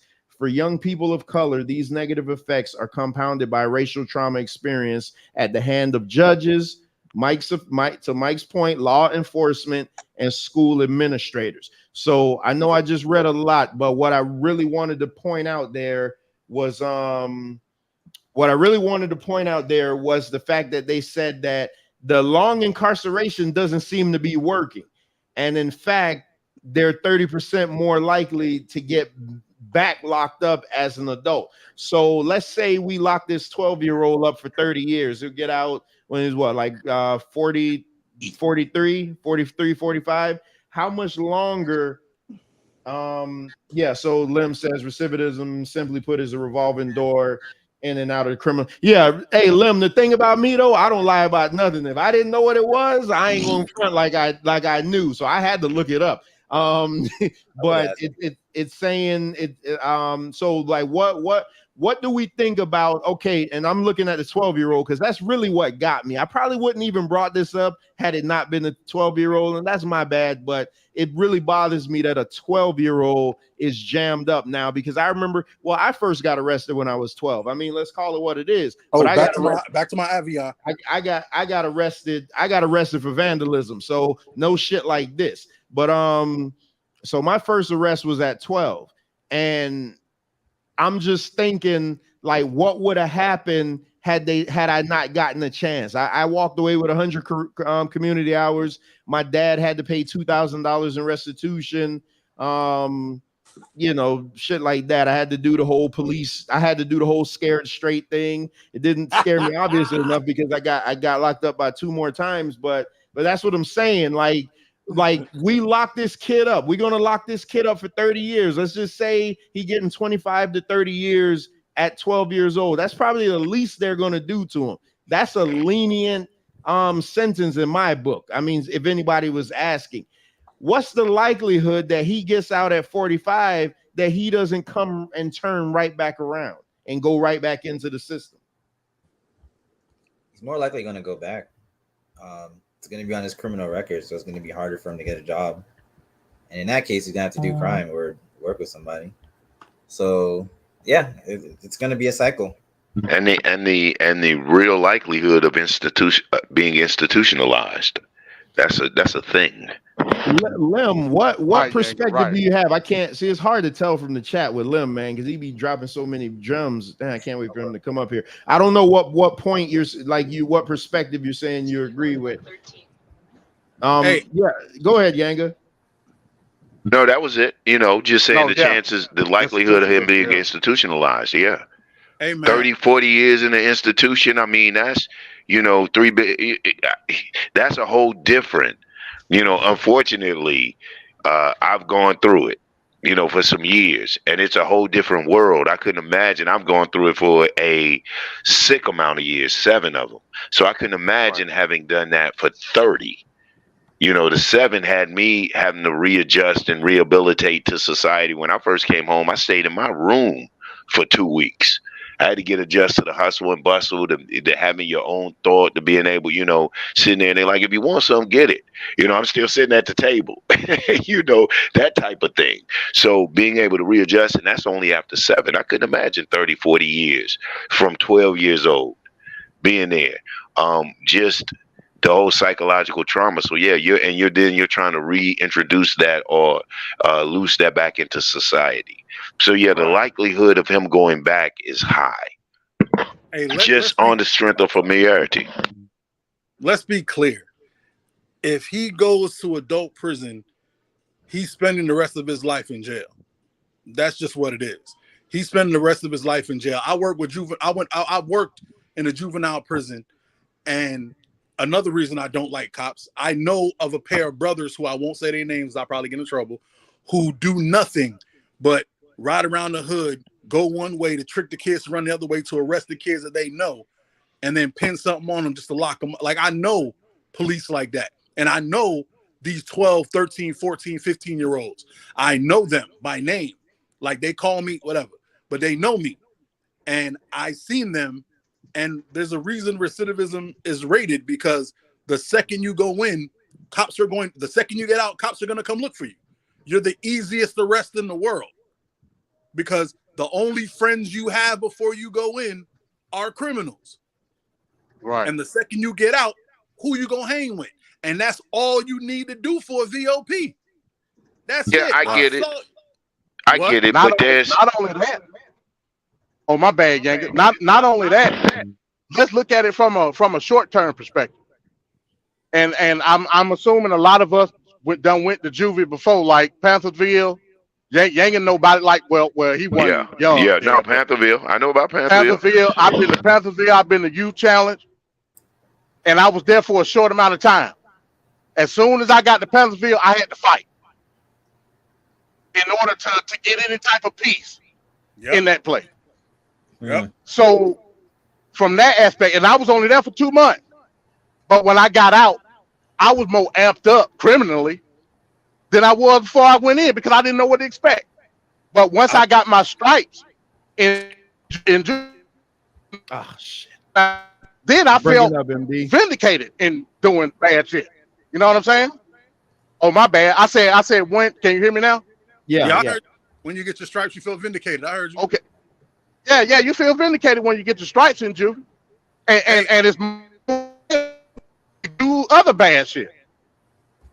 I tell people all the time, if you want to be a better criminal, go to jail. That's where you learn all the criminal stuff. So Mike, hold up, Mike, hold up, let me say hold this. up. Okay. Yanga, hold up, because Mike said something, and I wanted to read us. Hey, I got all these stats. Y'all won't let me read my damn slides, but Mike said something. I wanted to piggyback off of what he said real quick. Because he was talking about so that same article, it says researchers have found that those who decide. Okay, so it's talking about so beyond being incarcerated at higher rates, youths of color are released from detention at lower rates. During the height of COVID, juvenile detention centers release youth at higher rates than usual. By May 2020, white children were being released at a 17% higher rate than black youth. Since then, the number of incarcerated white youth has remained at the lowest it's been since the 1980s.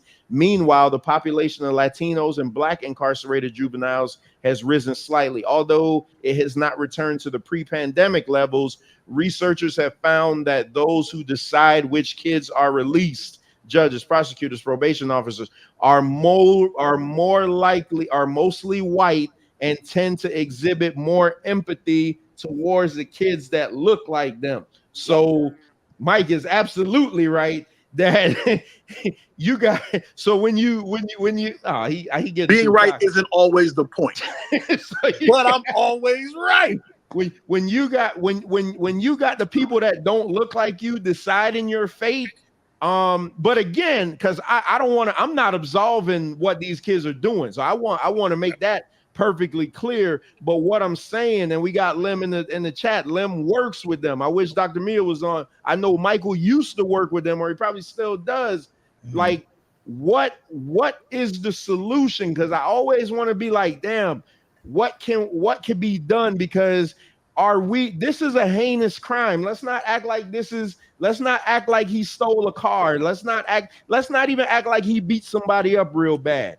3 people aren't alive right now, potentially because of a 12-year-old. So let's not act, and notice I said potentially, let's not act like this is some easy stuff we're talking about. But do we lock a 12-year-old up and never let him see the light of day, or can said 12-year-old be rehabilitated? Well, I think this is one of the problems with prisons being privatized. Because there's not enough initiative in rehabilitation. The emphasis is placed on slave labor, free labor. If you know, in Georgia, which is a penal colony in itself to this day, a lot of public works are done by prisoners, especially in these small counties. So we're talking about slavery here. We're talking about a profitable industry, one of the largest industries in Georgia. So there's not an incentive to really look into rehabilitation. No, we don't lock them up for the rest of life. Yes, you have to be penalized for this crime. You may do the time, but if it wasn't, I believe if prison wasn't so profitable that we could put emphasis on therapy, we could put, I believe, a 12-year-old, there could quite possibly be some salvation in that. I'm not one to throw the baby out with the bathwater, because I've been that. I was a thug. I'm out there. I did 7 years, but because my father was there, because I come from a time when community was real, when shaming your parents and your family was real. When I came home in the 90s, even though it was crazy, I had a certain type of upbringing that 7 years was enough. I was like, yeah, that ain't the life for me. I'm not, that thug stuff ain't real.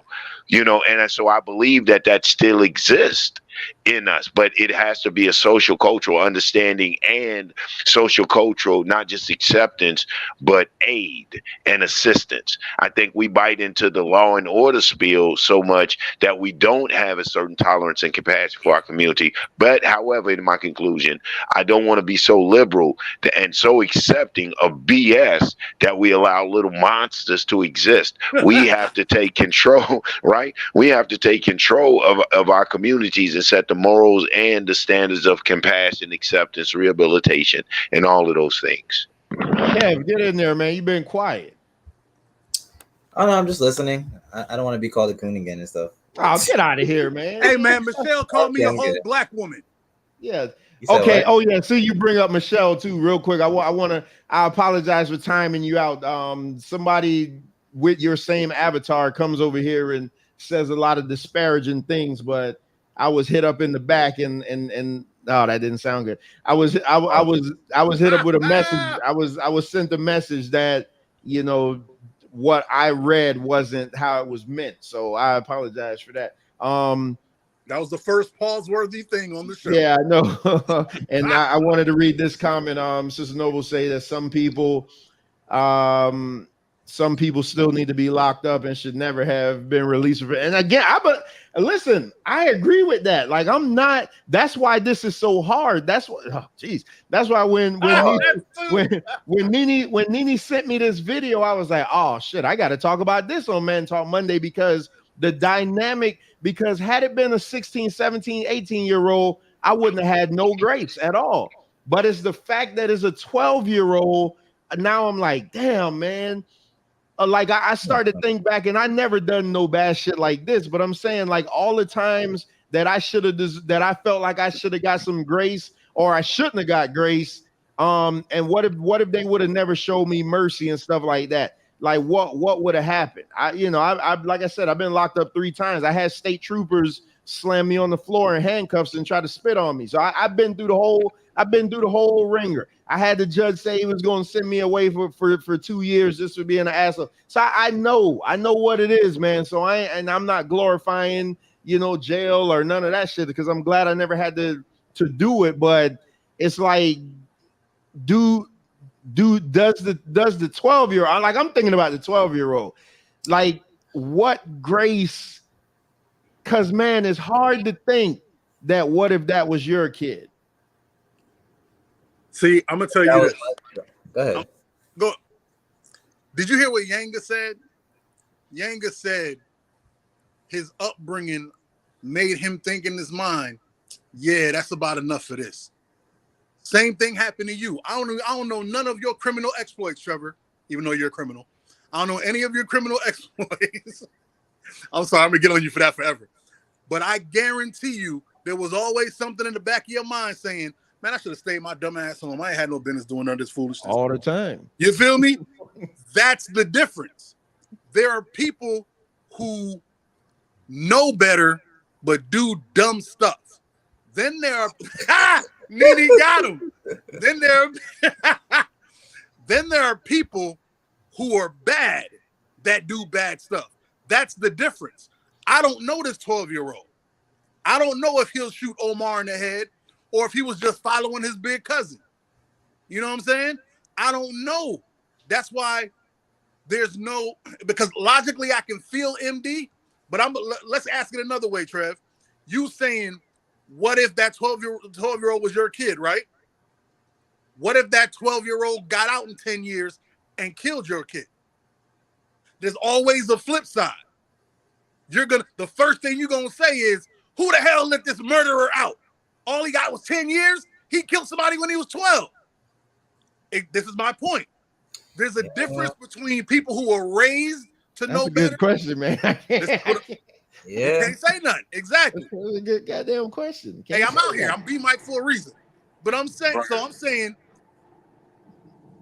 you can never know somebody's mind. Like Sister Noble said that word. You never know. You can never know someone's a narcissist. You can never know someone is evil. You can never know someone's a predator. You can never. So that's why law has to be law. That's why I believe follow the law. That's why I was so pissed at the sheriff. because he didn't follow the law he's supposed to be obliged to following. He's supposed to have a oath. He's supposed to have an oath to follow. Because you can't make those decisions of who's right or who's wrong. All you can do is say, for the amount of wrong you did, this is the amount of time you got to serve. And when that's done, show me you're better. That's what you did. That's what Yanga did. Shoot, I did it. I got arrested on Broad Boulevard and 7th Avenue. You know what I'm saying? Everybody saw it, was laughing, thought it was the best thing in the world. Cross your ankles. They thought it was hilarious. Has Michael been back to jail? No. Because in the back of my mind, my mom is like, I'll raise you better than that. I ain't come over here to this country for you to be sitting in jail for something stupid like this. Yeah. Yeah, Mike put it better than me. I'm not gonna. I am kind of awesome.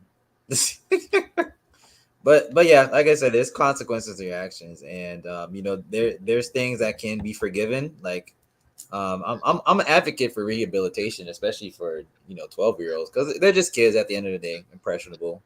But they allegedly ruined somebody else's life. They ruined somebody else's family's life. Bars. Something's gotta give, and we can't lose sight of that. Go ahead.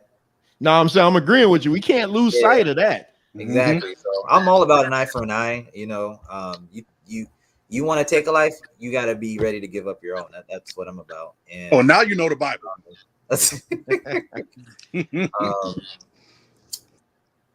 I lost track of what I was saying, but yeah, that's pretty much it. Go ahead. So I want to say this though.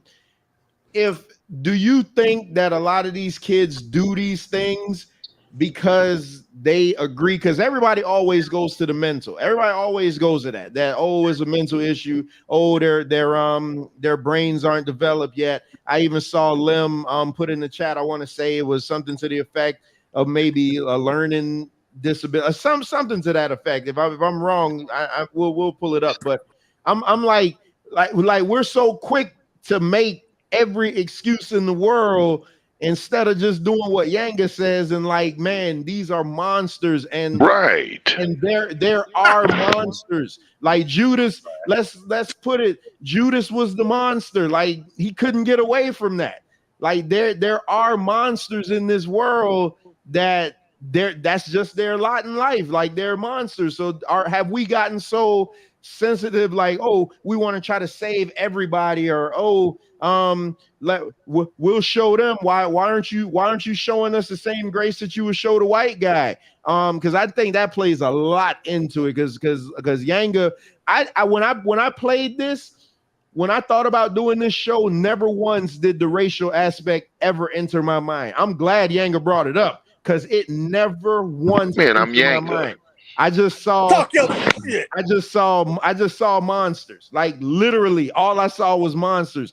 But that's why I like Mike, even though I don't agree with what he's saying. He's like, hey man, we ain't seen all the facts. Like, I'm gonna say he's not trolling me, but there it goes. I mean it. But so, and for Yanga to bring up the racial aspect, MD, you there yet? Are you in a good spot? Yeah, I'm here. I'm listening in. So my thing is, because MD, you got what, 3 boys, right? I mean, and God forbid anything like this was to ever happen. No. I can empathize with the parents of the 12-year-old because I got a personal situation that I'm going through with one of my twins. So I empathize with them. Okay, so look at that. We could bring it right home. Let's hypothetically, Yanga, you got a son. Me and Mike got daughters. But Yanga, you got a son. It's the culture. But Yanga, what I'm saying is, what if your son was in this situation? I mean, it would be terrible. I'd like to think that I would be my mom was one of the realest. When I was going through what I was going through, was like one of the realest. Oh, you a gangbanger?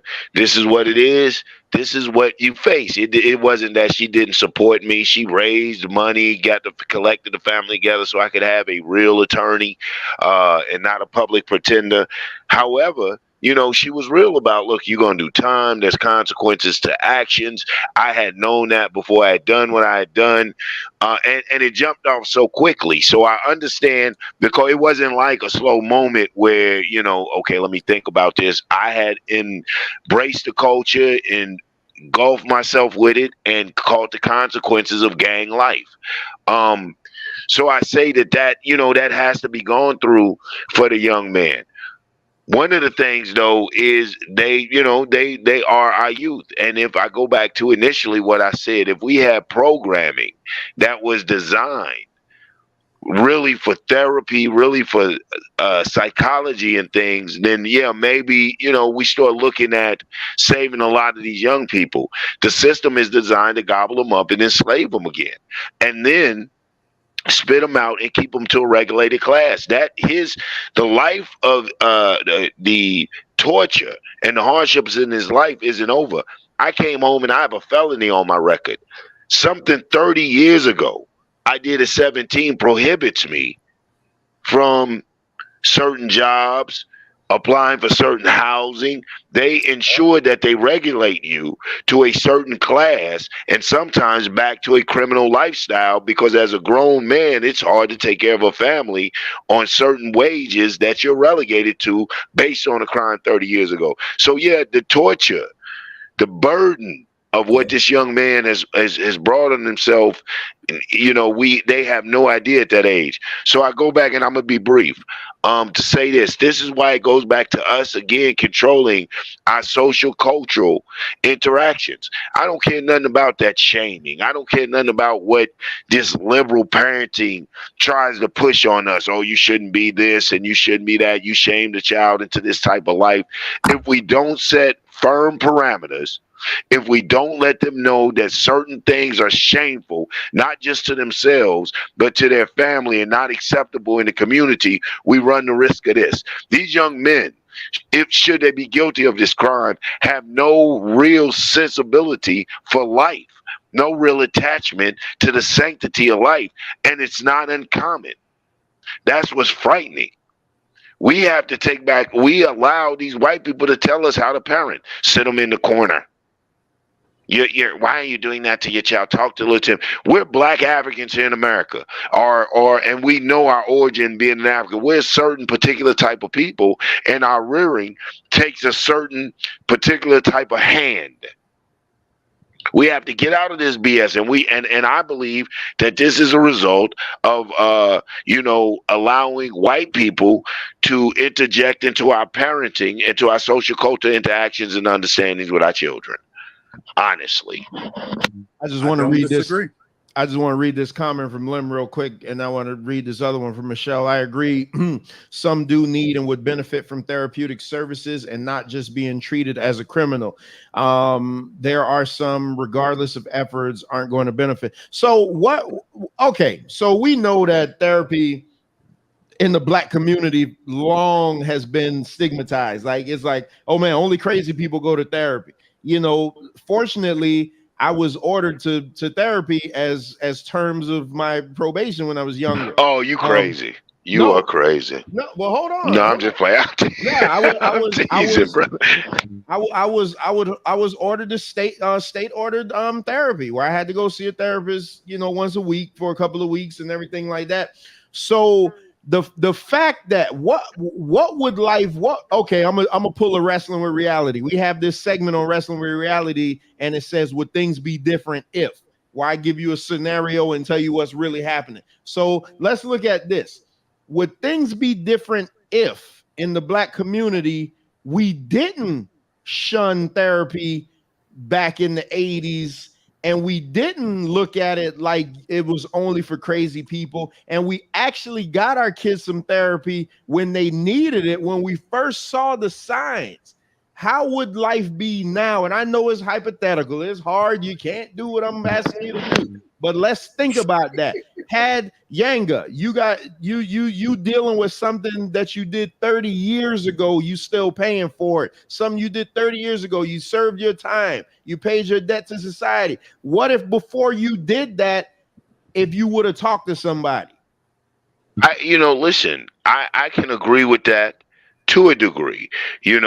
Some of us didn't need therapy that much. My whole thing, and I concluded with this, is I don't think it's just the lack of therapy. I think it's what you call exploitive culture.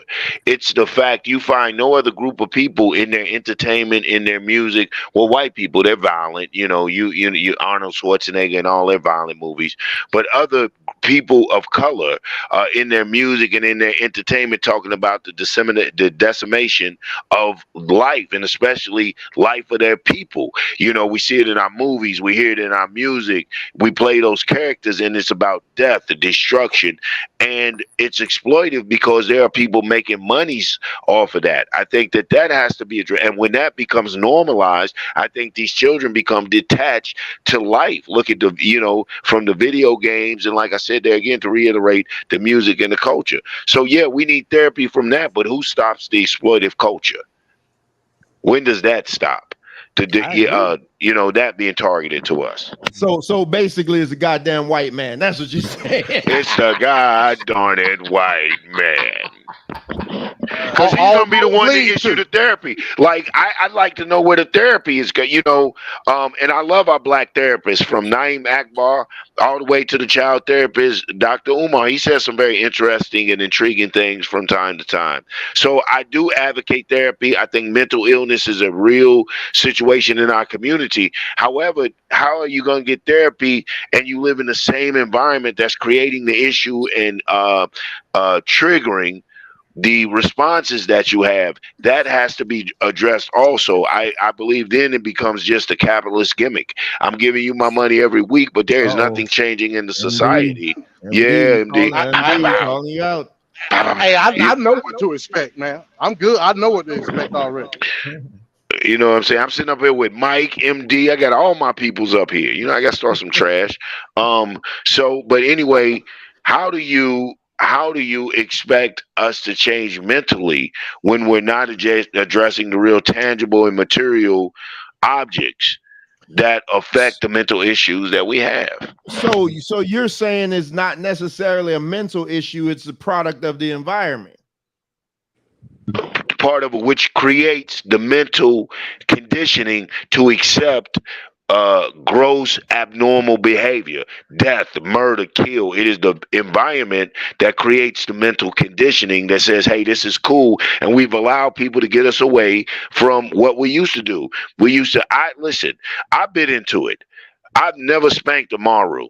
My son Amaru, I've never spanked my son. Now he's 14. I wish I could kill his ass. So I believe, that you can go to such extremes that it goes into catering and creating certain monstrosities in our young people. And we have a unique way that we raise our children that help their mental conditioning.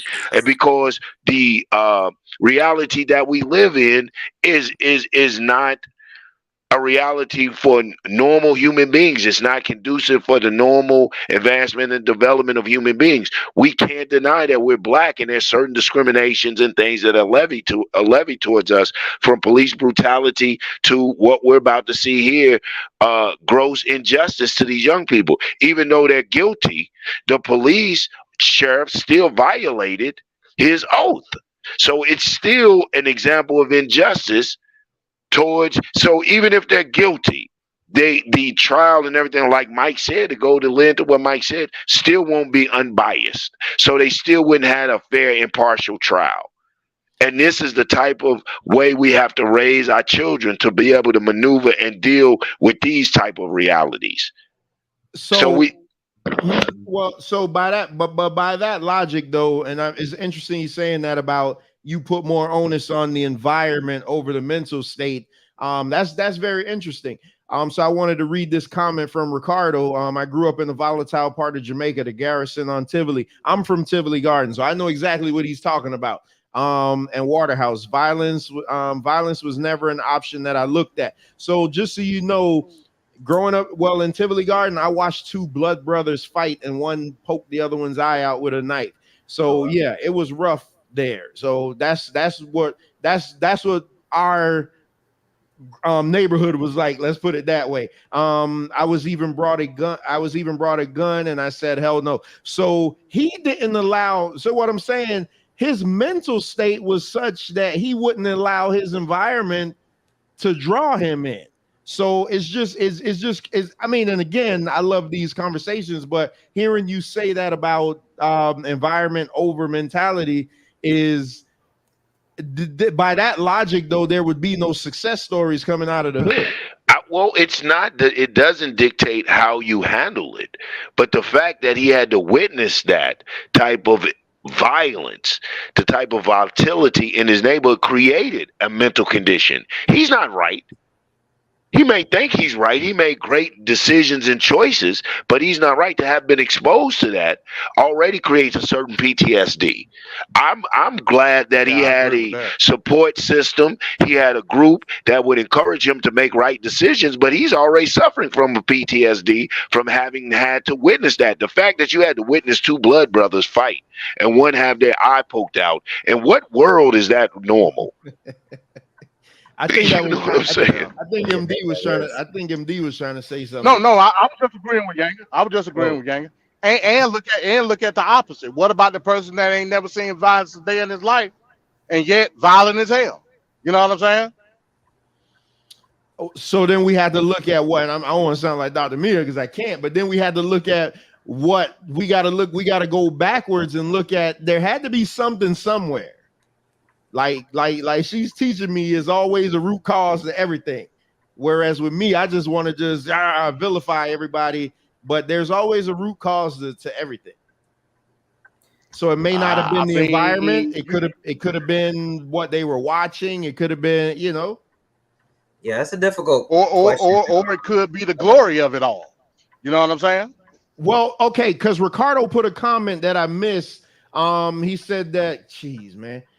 Okay, so, and this is so true because we can't discredit this. It says now they do these things for clout and attention and for the 15 minutes of fame. Like that's the reason. That's the reason why guys would live stream them offing somebody just because they want to live in infamy. Like that's exactly what it is. Which is why I said earlier, there's good people, there's people who are raised right that do bad things, and there's just people who are bad people.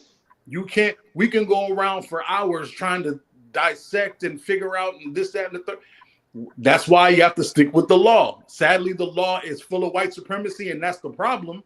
Because as everyone knows, I believe white supremacy is the downfall of everything. If you look at every problem that has hit every minority, you go far back enough, you'll find an old white man that started that bullshit.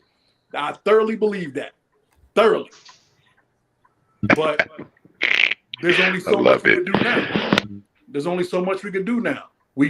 You raise your kid as good as you can, and then you move on with life. That's what it is. Because you could, this happened when he was little. This happened when he was little. That's not going to stop him from killing the kid. He's a 12-year-old. You guys said he murdered him, right? He's still going to go to jail. It don't matter. He could be the nicest guy in the world. He's a part of a murder. He's going to jail. Hey, hold on one second, Kev. It's 16 of y'all. It's 16 of y'all watching right now. Hell, I'll take it. Y'all make sure and hit that like button. Shout out to the Straight Talk Society over on Facebook. All right, go ahead, Kev. All right, good. I just wanted to answer your question and elaborate on what Yanga was saying. It's definitely a difficult question about like what if Black people had therapy back then, because at that time people were victims of white supremacy, victims of the government, victims of like crack in the neighborhoods and stuff like that. But I do think therapy would help in a certain way, or to an extent. And also there's a question of who's giving the therapy. That's something to think about as well. But what I think of like the issue overall is like I think Black people are just victim of like groupthink. I think Black people need to focus on being more individualistic and thinking for themselves as opposed to going with the whole greater grain or the whole culture. And honestly, I feel like we should get to the point where we just stop using white supremacy as like the crutch, although it is there in some cases, and although it has happened, I think we should get to a point where we're moving towards working together with different groups of people as opposed to just thinking the same thing over and over again, generation after generation, and then ending up in not going in any circle. Because at the end of the day, the greater enemy is the government. I don't think it's the individual people. Especially if you're like in a suburban area and you talk to like individual people, not like groups of like, let's say for example, white people. If you talk to the individual person, you'll see like that one person, he's pretty cool. Like he goes to work, comes back home, he hangs out with his kids, whatever. If he doesn't like your favorite football team, whatever. Oh, one second. I'm gonna wait till you're done, but I got to talk. I'm gonna let everyone else go before I say something. But I'm gonna go last. Yeah, let him finish. I want to get on. I'm gonna get cooked. I was gonna say, the greater enemy as a whole is the powers that be, but I don't think it's the individual white guy, next to your garage or whatever, or that lives next door to you or whatever, or groups of white people. Or even like, it doesn't have to be white people, Mexicans, Indians, Chinese people, whatever. But yeah, go ahead. So hold on before y'all go. My bad. Yeah, go ahead, MD. Go ahead, MD. Oh, my bad. I'm sorry, because I got to get ready to leave. I got to drop this trailer. Like I said, I empathize with especially the 12-year-old, because I'm in a similar situation. Not like it's bad. It ain't that bad. So I'm gonna just share the story real quick, and I'm out. So I got a set of twins. They're 13 years old. They used to get in trouble. Well, they used to get in trouble all the time at school. I'm getting calls left and right. They getting suspended. I'm the opposite of Yanga. I beat my kids' ass. It is what it is. So apparently it was a Mexican kid in school that one of my twins was just beating up. It got to the point where it was like semi-daily. The Mexican kid said, "I'm going to bring a knife to school and I'm going to kill you." This was all brought out in the tribunal that one of my twins had. Reactionary, my son brought a knife to school. One of the kids got wind of, when all this was happening, and said, "Hey, look," they went to a teacher and said that the little Mexican boy said that he was going to kill my son. The next day, when they went to school, both of them got checked. My son had a knife in his book bag. The other kid did not.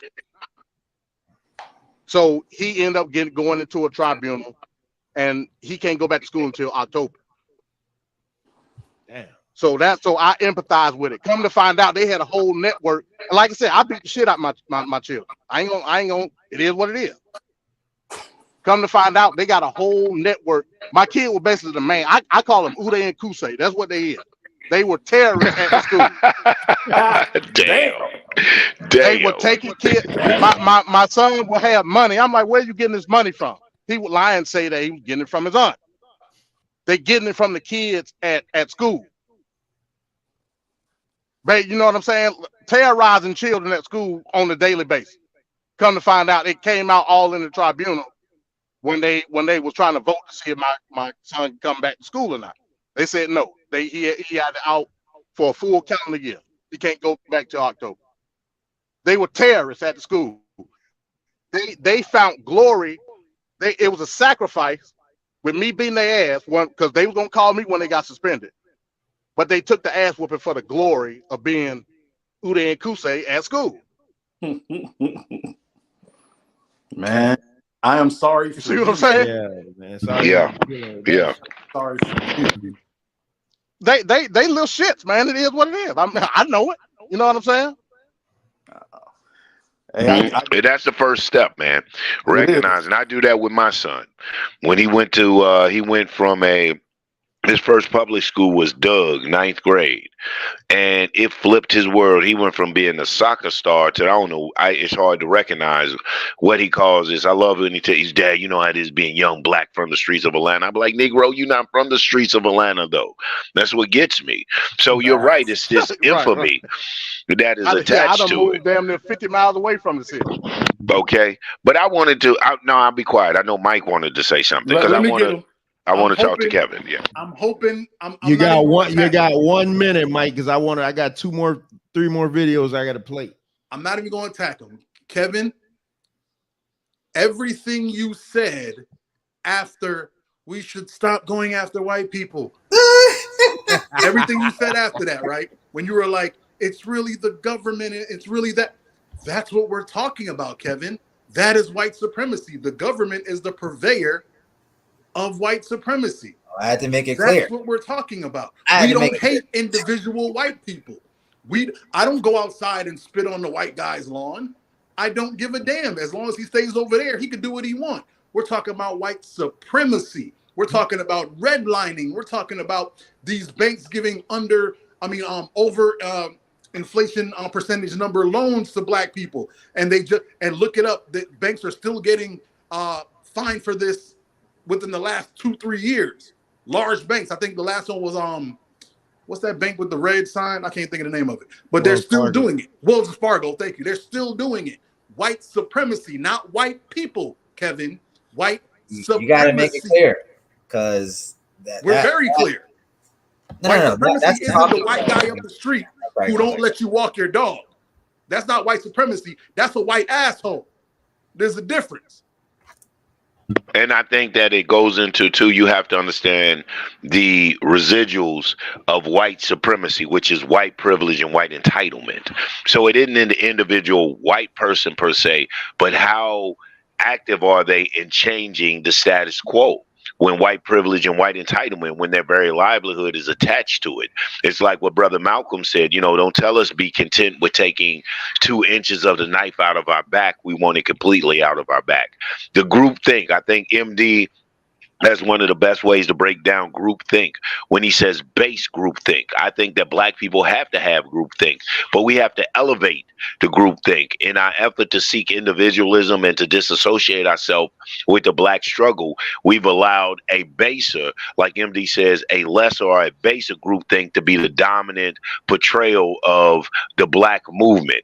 We no longer have the E.B. Du Bois, and not that I agree with everything W.E.B. Du Bois said, but the talented tenth. We no longer have that, and I don't like the word elitism, but that elevated status in the black community that we aspire to. The Dr. Kings, the Malcolms, the Clayton Powells, and the things like this, the Thurgood Marshalls.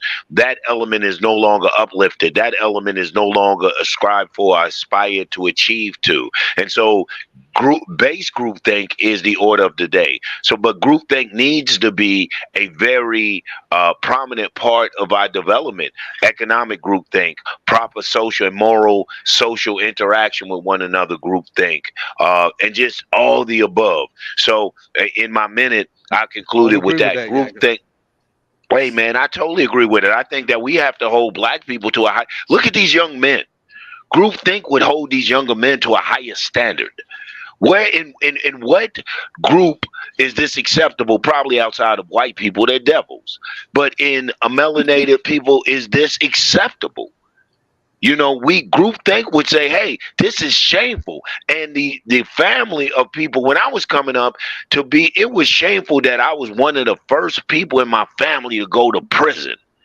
I wear that like a scarlet letter.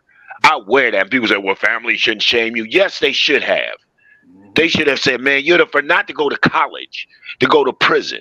It's a shame when groupthink is we'll throw a barbecue and a black mitzvah for a Negro to come home from a penitentiary and won't do nothing to send a brother off to the university or a sister to the university. Yes, sir.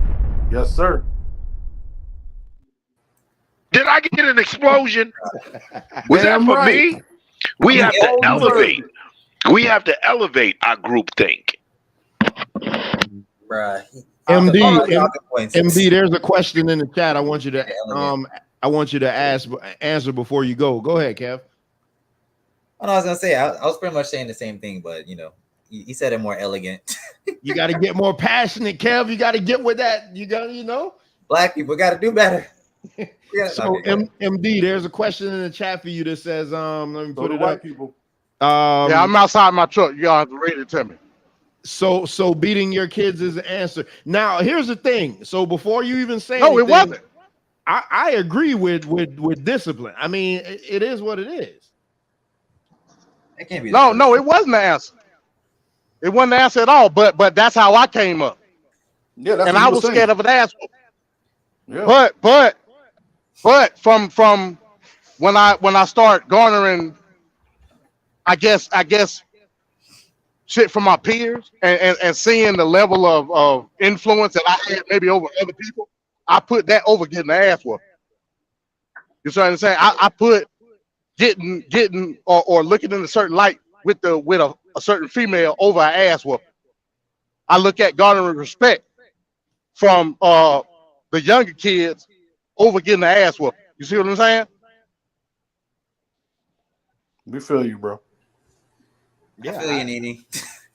Yeah, Cat Nene talking about practice in the mirror. See, here go my other cousin in the chat says, facts. He's talking about the Yanga. I was the second in my family to go to prison. However, I made my decisions. And you know I canceled the podcast, but the show is still up and it's also on YouTube. It's a show entitled Straight Talk Road to Redemption, where I interviewed him and his wife, and he talked about what it was like going to prison and coming out being a business owner and becoming a successful black man. Y'all make sure and go and check that out. See how Props easy to I him. just see how easy I just And also real quick, Trevor, let me put. I'm sorry, my bad. Real quick, I put a lot of that on me. The responsibility is on me. I'm a truck driver. I'm not at home. Yeah, I feel you. So I just say, okay, when I get that Saturday, I'm gonna beat your ass. You know what I'm saying? Yeah. We've been there, bro. I feel you. Hey, and I want to show love to the only white person that I invite to the cookout, Miss Jane Elliott. If you this for you, Kev, go watch that the little speech she had to the auditorium full of white people. Oh yeah. Where she asked them all, she's like, who here would like to be black? And I ain't gonna tell you the whole thing. Go watch that, and you'll see the responsibility that white people refuse to seem to want to take up. And the video that I sent you today of the white woman who was in a wheelchair, and they go, what's the one thing you regret? And she says, not trying to understand black people better, because they refuse to let go of an inch of their comfortability to be fair. That's white supremacy, sir. But I digress. So I don't want y'all to attack him because I know what this is gonna be. But here's a comment. Here's a comment from St. Louis, and St. Louis, don't go nowhere. I gotta ask you something. He says that it's a sin problem. None of this will end until Christ comes back and puts Satan in hell. It's going to continue until Satan is dealt with. So, but you always had that. But you always had it from the religious aspect. They always go to that it's a Christ, is a devil, is a this and that, versus, hey, some people are just messed up. That's how I see it. I 100% wish that there was a thing I could go to that I could just say, yeah, no matter what my problem is, it's this. I wish I could do that. I guess some would say that's white supremacy for me, right? So I'm not mad at them. If yours is Satan, cool. I believe there's evil in the world. If you want to call it Satan, cool. I call it white supremacy because I've been seeing white people do it since before freaking DC. Like, cool. I don't care what you want to call it. I'm not mad at you. I don't have a problem with Christians. So MD E is asking another question, not specifically to MD, but I appreciate that, Shaka. We try, man. See, we don't always just beat up on y'all. We just, you know what I'm saying? We can have fantastic episodes. So what am I? Damn, don't let me tell me I missed it.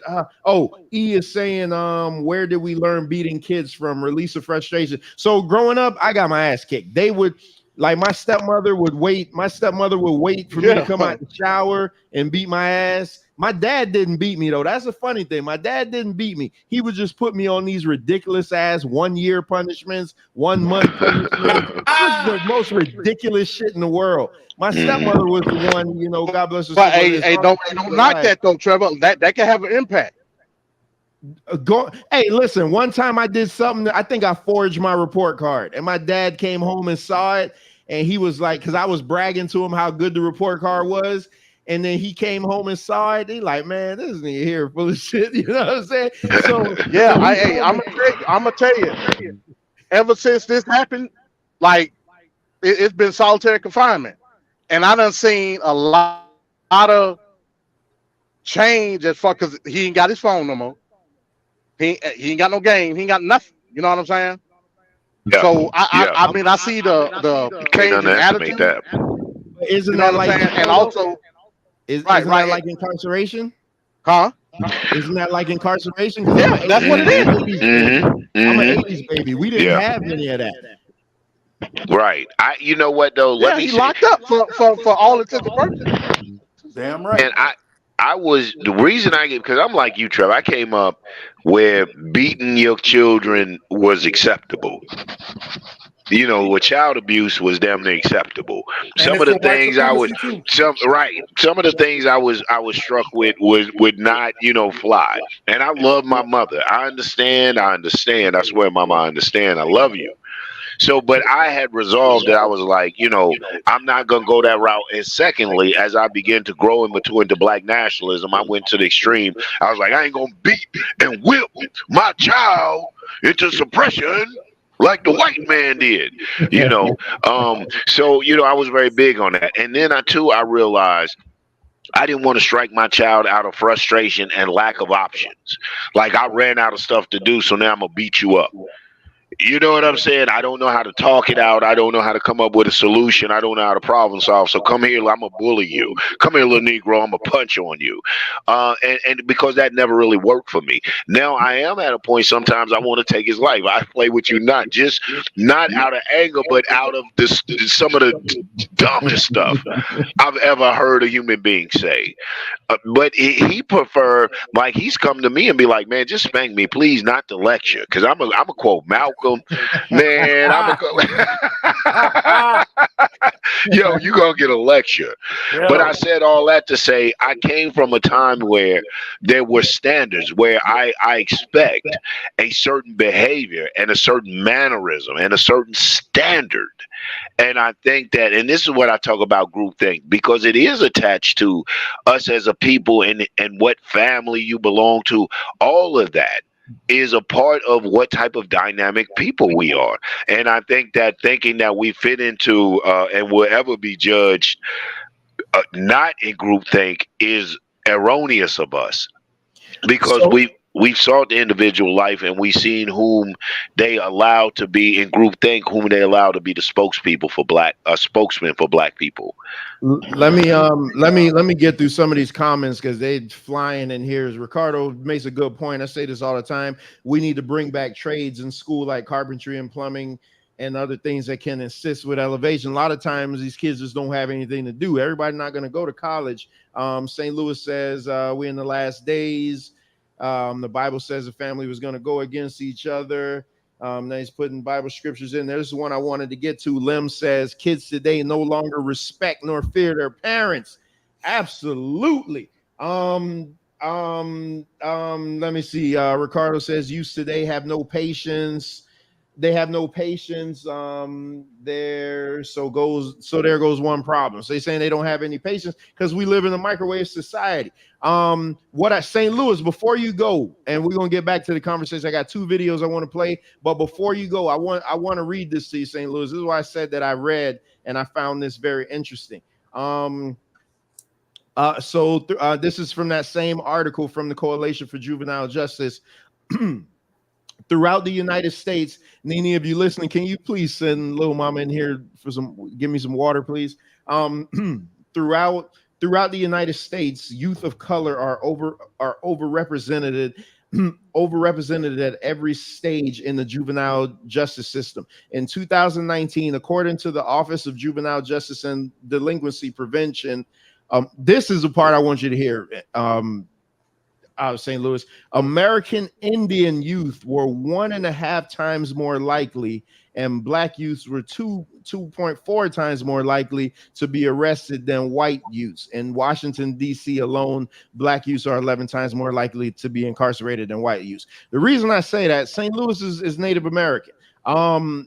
So the fact that this isn't the first time that I've heard this, like these Native American stats, like where, how, and this is me just being naive. This is what I want to say, but it says that Native American kids are 1.5 times more likely to be incarcerated than young than white kids. And I remember when I did the debate against Madon, I had a stat that said that Native Americans have a lower lifespan than black people. I think we need to talk St. Louis. Yeah, I know you're listening. When you come on tomorrow, we need to talk about this Native American, like what's going on over there. That's what I tell you. That's one thing I wanted you to hear, because when I read that shocked me. So I want to play this. I got 2 videos and a slide. Man, we're doing really good on time. Man, that's fantastic. So hold on. Let me get to this. Surprisingly. Yeah, we do. Because when you time the segments, look at that. We gotten through so many things. Normally we would have still been on this first video. So I want to show this, and then I got 2 more that I want to show. But this is interesting, and this I don't want to take too long on this. I just want to get you guys' general thoughts. Let me know when you can see it. I wanted to tell my beating story. I got Hot Wheels tracks. We can see it. All right, you can see it. What the hell am I doing? Yo, if that was me, I would have. Do you hear me? Over here, running around my classroom, cussing at a girl trying to fight her. That's what your family does? You make your family put your hands on women? You can't beat your mom? Oh, he started. No, she didn't. She was sitting next to me. Shut your mouth! What the? How old are you? 11. 11? Say it again. I'm 11 years old. You are a child. All right, I don't want to spend too long on this, but a couple of things had to be. You did hear her say that he was trying to fight a girl. So that's all I wanted to say. Just put in context, like she wasn't just attacking him. I still don't think she should have did that, but I'm gonna back down. I just want to hear what y'all got to say. I'm not going first. I'll go first. I love to go first. I don't care. Hey, man, the only thing she did wrong was grab that little boy. Don't grab him. I work with kids, and I work with kids way worse than his little. He was actually answering respectfully. I'm 11. When you get frustrated, walk away, send them out the classroom. Do not fight with these kids nowadays, teachers. Do not. You will never be in the right. You're dealing with minors. You will never be in the right. The only thing she said wrong was talking about his parents. He shouldn't have said, "Is your mom beat on you?" That's the one. Everything else, yelling at him, sometimes you got to yell at him. If you get to that point where you feel like you're losing your cool, put them out of class, because today they record everything. I'm not mad at her. I don't like that she grabbed him, and she shouldn't have said nothing about his mom. That's it. That's all I got to say. So she has been she is on paid leave as a 7/7/23. Russell is not listed as not listed as a teacher on the school website. She berates the child and curses at him. Yeah. So that's that part. Go ahead, Kev.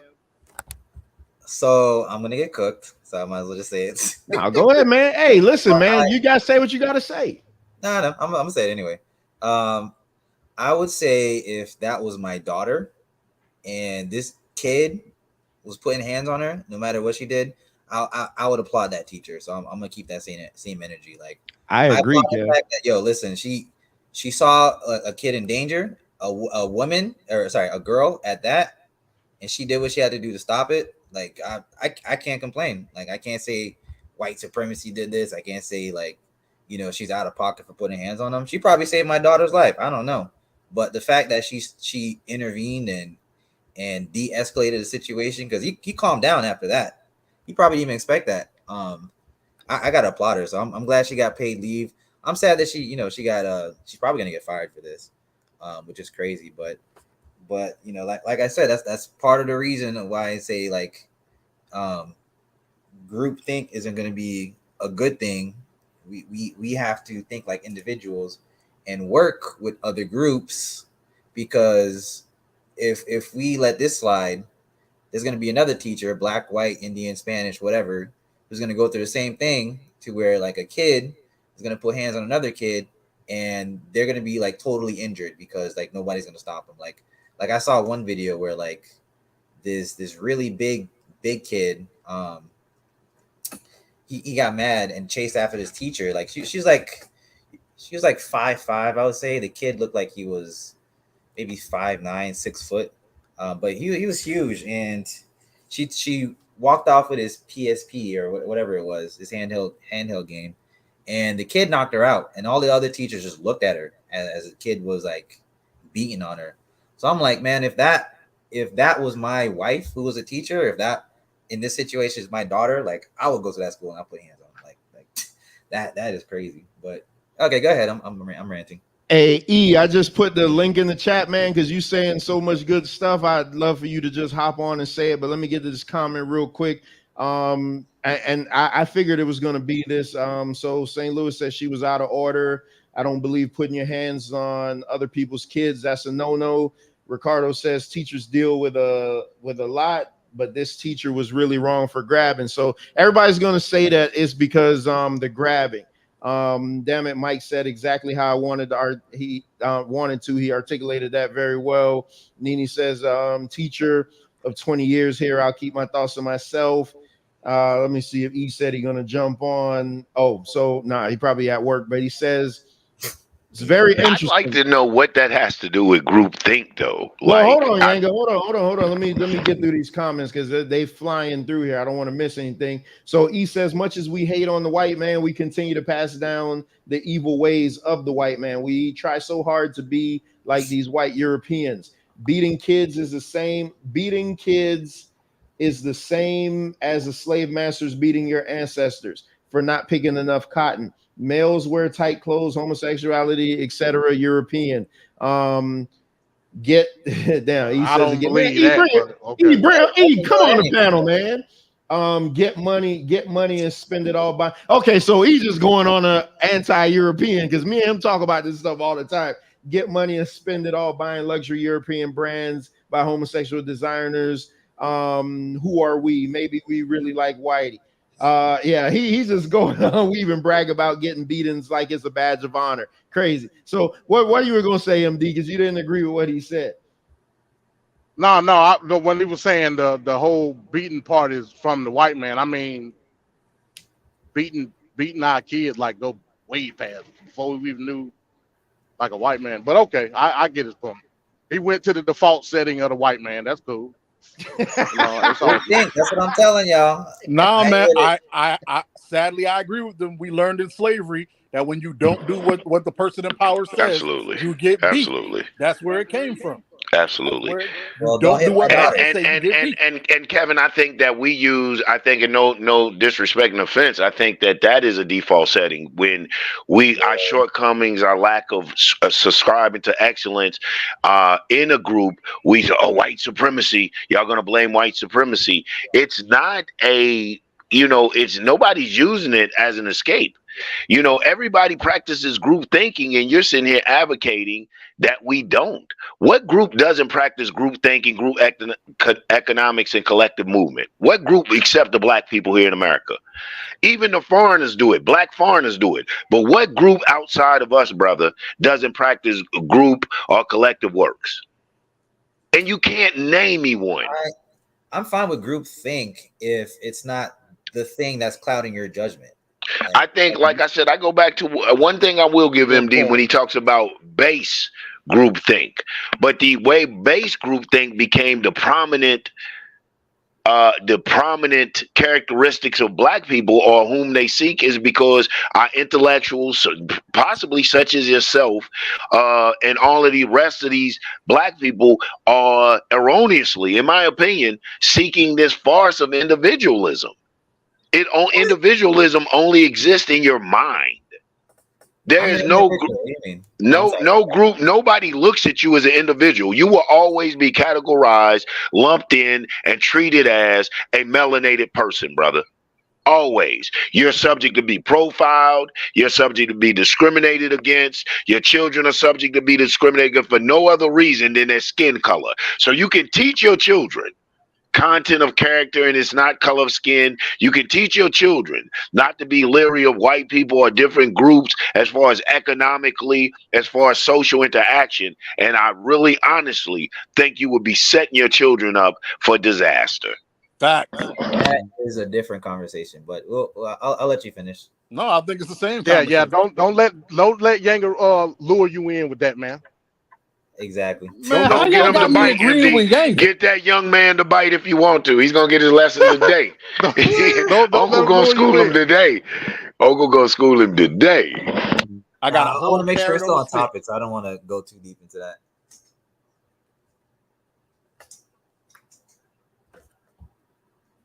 It's fun, yo. It's hilarious because I used to play this game, right? I have a friend who's just as bad as Kevin. And he used to be like, well, fine, show me his white supremacy. And I'd be like, okay, name something that sucks for people of color. And you can name anything that sucks for people of color, and you can trace it back to white supremacy. I promise you. All the things you complain about, all the things you say, and you're like, oh, the culture is this way. Who propagates it? Who pushes the music the way it is? It's Absolutely. white. Absolutely. Everything you think of at the top is a white guy doing it. So you can't tell me it's not white supremacy. Like, and That's why you should think like an individual to get away bro, from those images. you can think like an individual all you Go want. ahead. You can think like an individual all you want. You live in a society. You could think when you walk down the street, they're not gonna say there's an individual walking down. They're gonna say it's a crazy nigga walking down the street. Get him.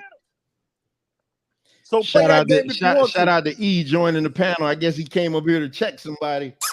Come on up here, E. I disagree with a statement that I just read that you made. Go ahead. About go ahead. Peace, brother. What's E. going on, brothers? What's up? What's What's Papa going Locky? on, brother? You got the floor. Who, me? Yeah, you. Yeah, we muting up. Speak on it. Oh. Well, now I'm just listening here, but it's maybe I just have a different way of thinking of stuff like that. I think that Black society is just keep trying to prove themselves to some people that never had their best interests. I think that Black society keeps looking for validation from the people that never had their best interests. All of this stuff, if you actually look at it, passed down from slavery, passed down from yesteryears or whatever. I mean, beating somebody is basically coming from the slave. I have twins. I have a girl and a boy. I told my mom, I was like, I just forgave them. I'm like, you thought you was really doing something to me by beating me? That shit didn't help. I finally forgave you guys for that. I would dare pick up a belt and hit my kids. I may threaten them all the time. Hey, you want me to get this belt? Yeah. No. Okay, that's to get their ass to get started doing something. But as far as hitting them with a belt, nah, I wouldn't ever do that. I think that's a level of frustration that I try my best to never ever try to get to, because that reminds me too much of the pain of getting that shit. It's just, you can see the frustration from your parents when they beating out, and that shit ain't nothing to be bragging about. That shit is an insult. Yeah, I think that shit is just like, that's my whole feeling about it. But all these things you look at the guys walking around with tight ass pants and high waters and stuff. That's European fashion. And look at all these luxury designers. All these luxury designers, if you look them up, they're all gay. All that's European. but we break our necks to become millionaires to go buy them, to keep making the rich, the white man, the oppressor, the gay guy, rich. I challenge everybody. I say, hey, show me a brand that's equivalent to that. I'll buy it. I don't give a damn about putting. And then you could tell they make a certain type of the brand directly for us. What the stuff that we buy with all the damn free advertising on it. Look at it. Look at all the stuff, Gucci. I understand that. But look at the stuff that black people wear. Everything they have, all of them, the name of the designer, all plastered all over it. White folks don't wear that crap. But you know what? To jump in there, and I take it back because I do it now on that mic. I mean, E is dead right. I agree with him. And to add to that, and I'll be brief, it goes back to me too, slavery. Even when you talk about branding, branding was a way of identifying who we were and who we belonged to. So this name branding us now has the same sentiment. We don't have a sense of identity, or we don't feel belonging unless we have a brand on us. We have to move away from these psychological slave traumas that we still carry over into modernity. Yeah, because I mean, you think about the physical aspect, how grossly disgusting it was. It only lasted maybe for like 250 years. This mental slave is 500 years and growing. We are still people. I tell some people, you guys remind me of what was that, Harriet Tubman's sister? If you watch the movie Harriet, when she came back to rescue her, she's like, no, I'm staying here. These good white folks. These motherfuckers ain't never been good to us. Never. And we get so quick to settle on just a little bit of something, the deflection to make us happy for a moment. And we're like, oh, white man, great. Oh, we had the first black president. He played saxophone. He smoked weed. That's still a cracker. He's still one.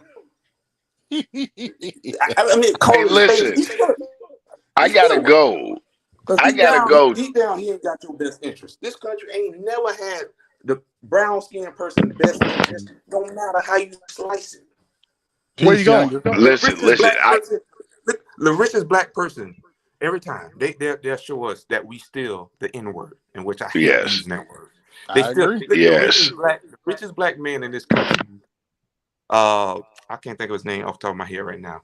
Worth over $5 billion. They still hit his ass with like 140 something million dollars. Byron Allen? No, not Byron Allen. Robert Johnson, something like that. Not Robert Johnson. Oh, Bob Johnson? Bob Johnson. Not Bob Johnson. He's not the richest black man in the country. He's not the richest black man. I don't know. I can't think of his name at the top of my head. Ain't Bob Johnson over Jet or something? They hit him. Now this guy, he's in you're talking about Robert Smith. Robert Smith. Yes. They hit his ass with $140-some million fine. Still telling you, hey, you still one of us. You still the N-word. Just want to let you know you rich, but you ain't gonna get too rich. I'm gonna hit you with something. So I think we need to focus on what's the biggest fear of white America is unity. I see all this shit just make me so upset. I'm sorry if I'm going off. But I see black folks killing each other, beating up each other, doing all this shit. But yet y'all still allow these white people to come in our neighborhoods, piss all over us, pig ass cops shoot at us, kill us, and go to the court and get straight off. If I had it, I'd speak my language. I know. Listen, I gotta go. Hold on. I gotta go. I gotta go. But I feel confident in leaving because I'm leaving them with you. Word, that's what we're doing, bro. You know what I'm saying? That's what we're doing. I feel confident in leaving it because I'm leaving you in the good hands of E. Wow. Yeah. I said everything he said today. Mike, you know me and you. If I don't have an antagonist, it wouldn't be a Yanger. You right. Know, I'm spooked out that we're agreeing so much today. That's another reason prompted me to. I'm spooked out we're agreeing so much today. But Mike, you've been hitting fact after fact today, bro. Thank you, sir. You've been on your thing today. Listen, Trevor, thank you all the time for the invite. Man Talk Mondays. What's up? Society, thank you. Queen Nene, thank you all the time. The chat, man, thank you guys for the love and the controversy. I'll catch up with you guys. Y'all know y'all can see. Y'all know y'all catch me next go round. Listen, Trevor, may I do a plug? Yeah, go ahead. Go ahead. Hit me at Yang of Words. Check out my YouTube. It ain't nothing but an extension of this good stuff that y'all getting today. Man, please, man, come over there, man. Come over there. I'll be disappointed if you don't check me out. Yang of Words, YouTube, man. Let's build. Yeah. People, Make sure man, you wear peace. your beret and leather jacket when you Wear come your on beret and over. leather jacket. Because we gonna have, you gotta have it on. Because you see MD them up here. This is what I get. This is what I gotta go against.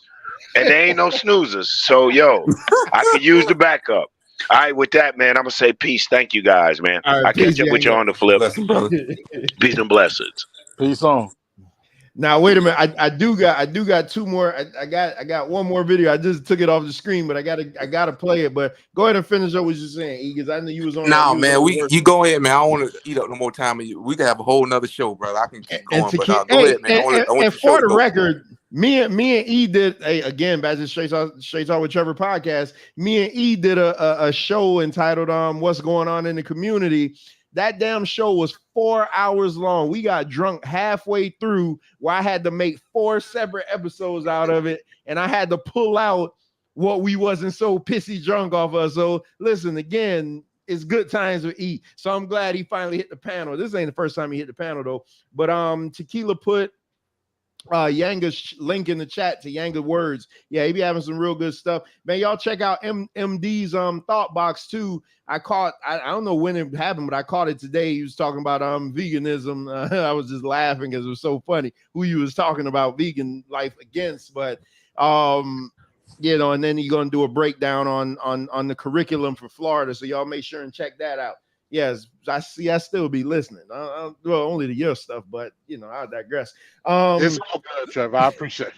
But I want to play. I do want to play this. I do want to play this last video because it just ties into what we're talking about, especially with the 12-year-old. Because I don't really care too much about 16 and 17-year-old. I probably should, but I don't. Maybe I will in a couple of weeks or something like that. But I want to show this because we were talking about grace, and rehabilitation, especially for the 12-year-old. So here's an act of grace. I mean, that could have went really, really bad. So I may have to play this twice, though, just so you guys could get what's going on here. That's the thing in the backyard? Yeah. Yeah.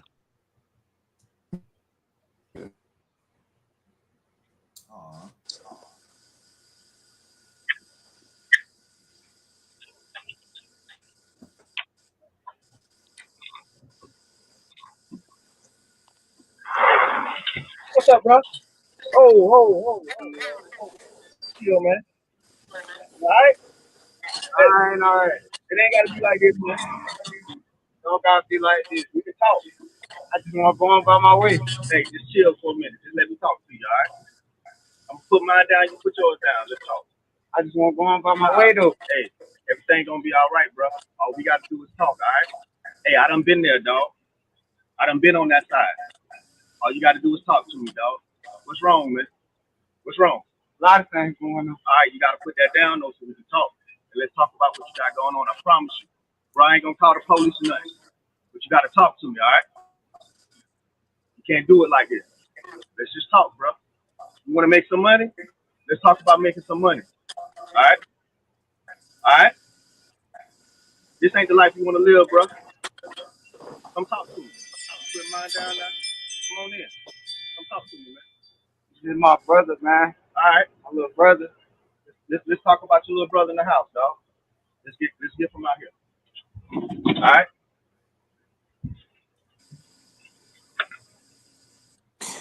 Yeah.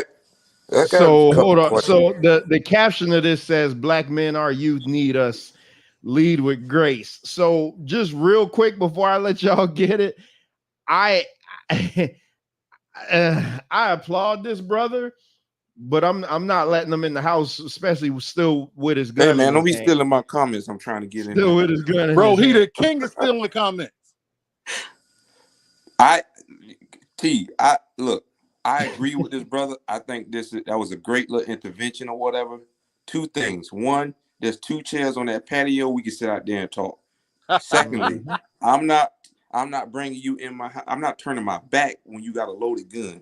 Facts. That could have went both ways. You could have, jeopardized and still finish off what you was coming to do.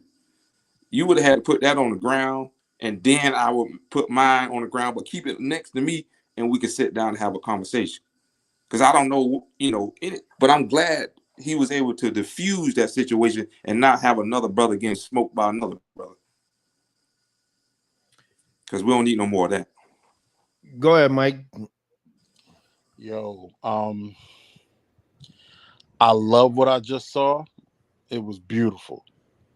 But the reason it was beautiful is because it was the right man and the right kid. I said it earlier. There's a difference between people who are raised correctly, who are in a bad position doing something bad, and bad people. This kid is obviously not bad, because the second this man said, I can help you make some money, come tell me what's wrong, the gun dropped. If you watch the video, the gun dropped. He was like, what? Oh, please, let's talk. That he didn't want to do this. He's not one of those people that would go to jail and be like, finally, I'm here. Now let me become my super inner criminal. This kid really, he probably has some issues that need to be worked out. Those are the people, you never know who you're dealing with. He is right. I'm not turning my back on you. He would have had to put that gun on the ground and step back from it. And then I get the gun and then we sitting on the patio. I know, people love to say, and black people, I'm so sorry. I apologize in advance, because I know I'm coming off like the contrarian. People love to say, yes, this is what our black men need. But the second if that kid would have shot that man, everybody would have said, what kind of dumbass did that? You don't turn your back. There is no safe place. Right. This just happened to be the right kid and the right man and the right tone. That's it. He did a great thing. I hope he got a business this kid could join. I hope he could be a mentor for this kid. But hey, this is a 1 in a million situation that occurred. I know everyone looks and said, I wish our black men could do this. I got to be here for my black daughter. I'm sorry. Yeah, I'm glad you guys said that, because I definitely would have been the antichrist on the panel. But I'm not gonna lie, I did get teary eyed by this, because I could see the hurt coming from the kid. I don't know what's going on with his brother, but maybe he's sick or something like that. And then I'm gonna sound like the antichrist again, but like, where is his parents? What financial situation is his parents in that they cannot provide for this kid, to where he has to feel like he has to go rob somebody to help his brother in whatever situation? He didn't go to a church to get help. He didn't go to any friend's house and stuff like that. He just turned to robbing. And in this situation, it is nice to give grace, but the fact that the first thing he did was pull out a gun. I'm glad like what Mike said, I'm glad the situation turned the way it did, but to me, I'm sending him to jail. I'm not gonna cap. I am not gonna cap. It's the fact that my life is in danger. Like, it's one thing if he came over with no gun and I caught him. It's another to pull a gun as soon as he get caught. Somebody got some background noise. My bad. Yeah, I think that might be you. You good. It's another to pull out a gun as soon as you get caught and put my life and my family in danger. That's something I can't tolerate, and that's something that I'm going to keep reiterating, is that there needs to be consequences to your actions. You do not put my other people's lives and their lives and their happiness in danger because of whatever is going on with you. So yeah, that's how I feel about that.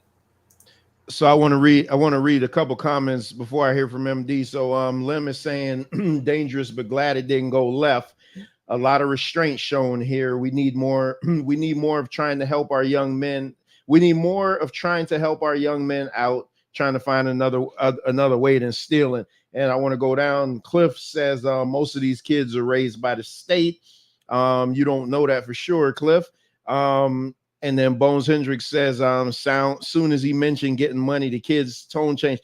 A lot of and I want to be clear with you on this, Kev. We mess with you a lot because you're the youngest on the panel, but ain't no right or wrong answer to this. And I agree with what you said, because I probably would have still like called the cop. Like, first of all, you're not walking in my house, and if I did let you walk in my house, you would have had to left that gun outside, or I would have had to take the gun, or I would have been walking behind you just in case you tried to turn around, But unfortunately, we think that way sometimes. I mean, I'm the one who want to admit that, but we think that way because, like Mike said, I got a daughter to take care of. I got a wife that I had to come home to, or well, he already was home, but I got a wife that I had to be safe for. I have a daughter that I had to be there for. So your thing should always be to protect you and your family, and then you could reach out. I'm hoping the guy had like a lawn business or a carpentry, something that he could get this young kid, a respectable trade,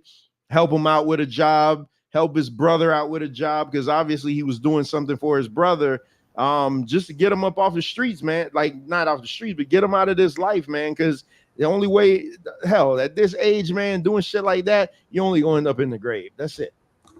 Yeah, and I don't really one sec. I don't take anything you guys say to the heart to heart. Like, I know exactly how I sound and how I'm going to sound because of groupthink. But I know, like, deep down, the individual knows exactly what I'm saying. And in this situation, you could say this and that, but in this situation, if that was you and some dude pulled a gun on you, you want him out of your freaking neighborhood. Like, you don't want that. And if somebody put hands on your kid, if a kid is putting hands on your kid, and your kid, and that kid is your daughter that's being attacked, you want somebody to stop him. Like that's what it is. But I'm not gonna feel bad because, like, you guys, people disagree. Like, I know exactly how they're going to feel, or how they will feel, like, if they were in that specific situation. But go ahead, I didn't mean to cut you off. No, I was just gonna say these kids see fast money, and that's what they run to. I think there was just a report where some kid was like, I can make a couple bands in 3 hours and be at home playing Call of Duty for the rest of the day, while you at work making $100 an hour, $100 in a day, or something like that.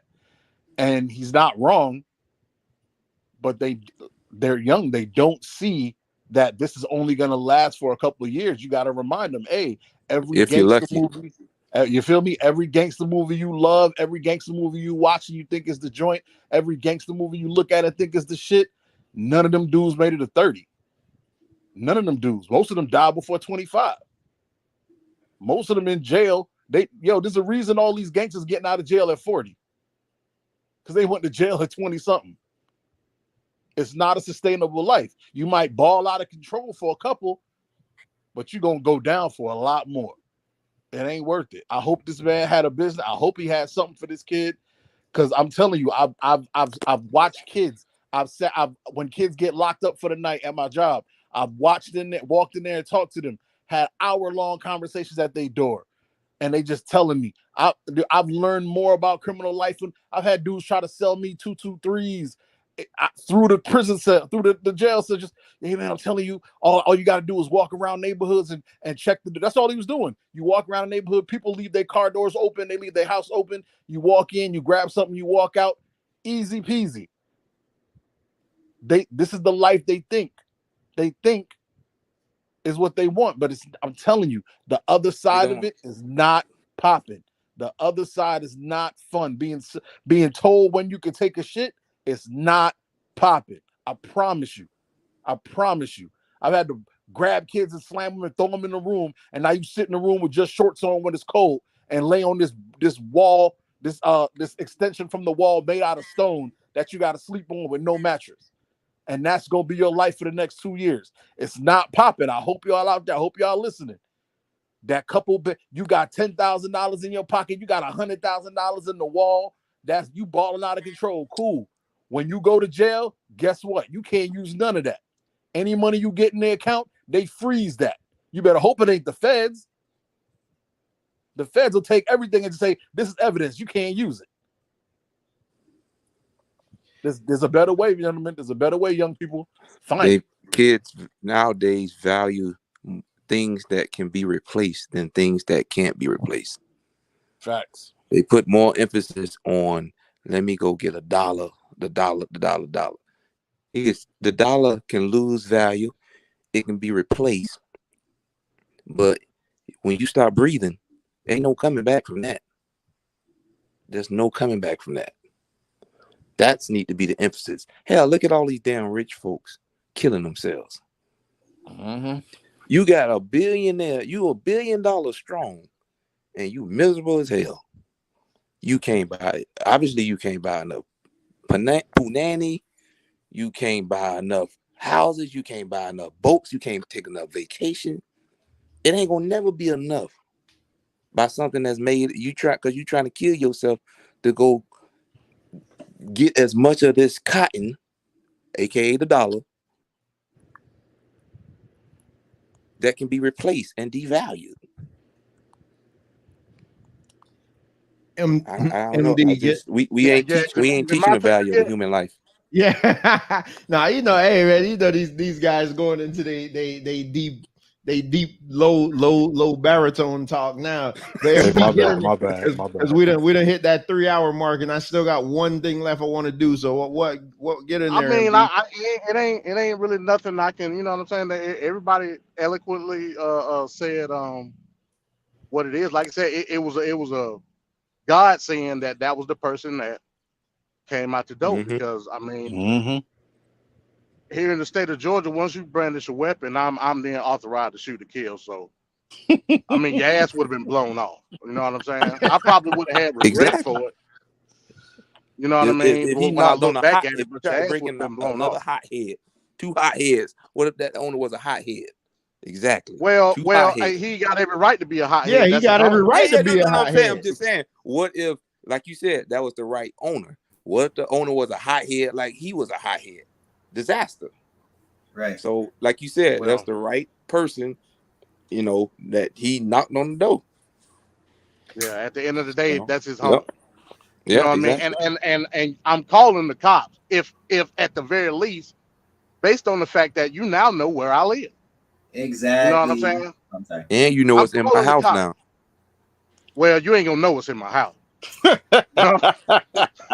You ain't gonna know. Well, I don't walk you in and talk to you. You know it's in my house now. Well, it ain't gonna get that far. He said, you know not what at I'm saying? MD's premises.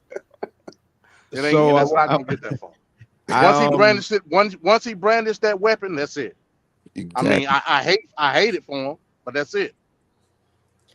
So this is shaping up to be the first Man Talk Monday that I can actually be done by 9. So I want to get to the I want to get to the last thing I want to show you. So of all the bad stuff we saw, all the bad stuff we talked about, it's very unfortunate, but there is a light at the end of the tunnel for some. And I thought that this was I thought this was a good story, man. I wanted to share this one.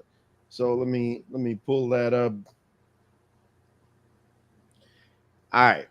So 7 inmates become first to graduate from Yale while incarcerated. So this is saying that 7 inmates in Connecticut have become the first graduates of a college degree program offered by Yale and the University of New Haven. The joint project has enrolled 70 students so far, with over 130 faculty members, staff, and graduate students involved in teaching.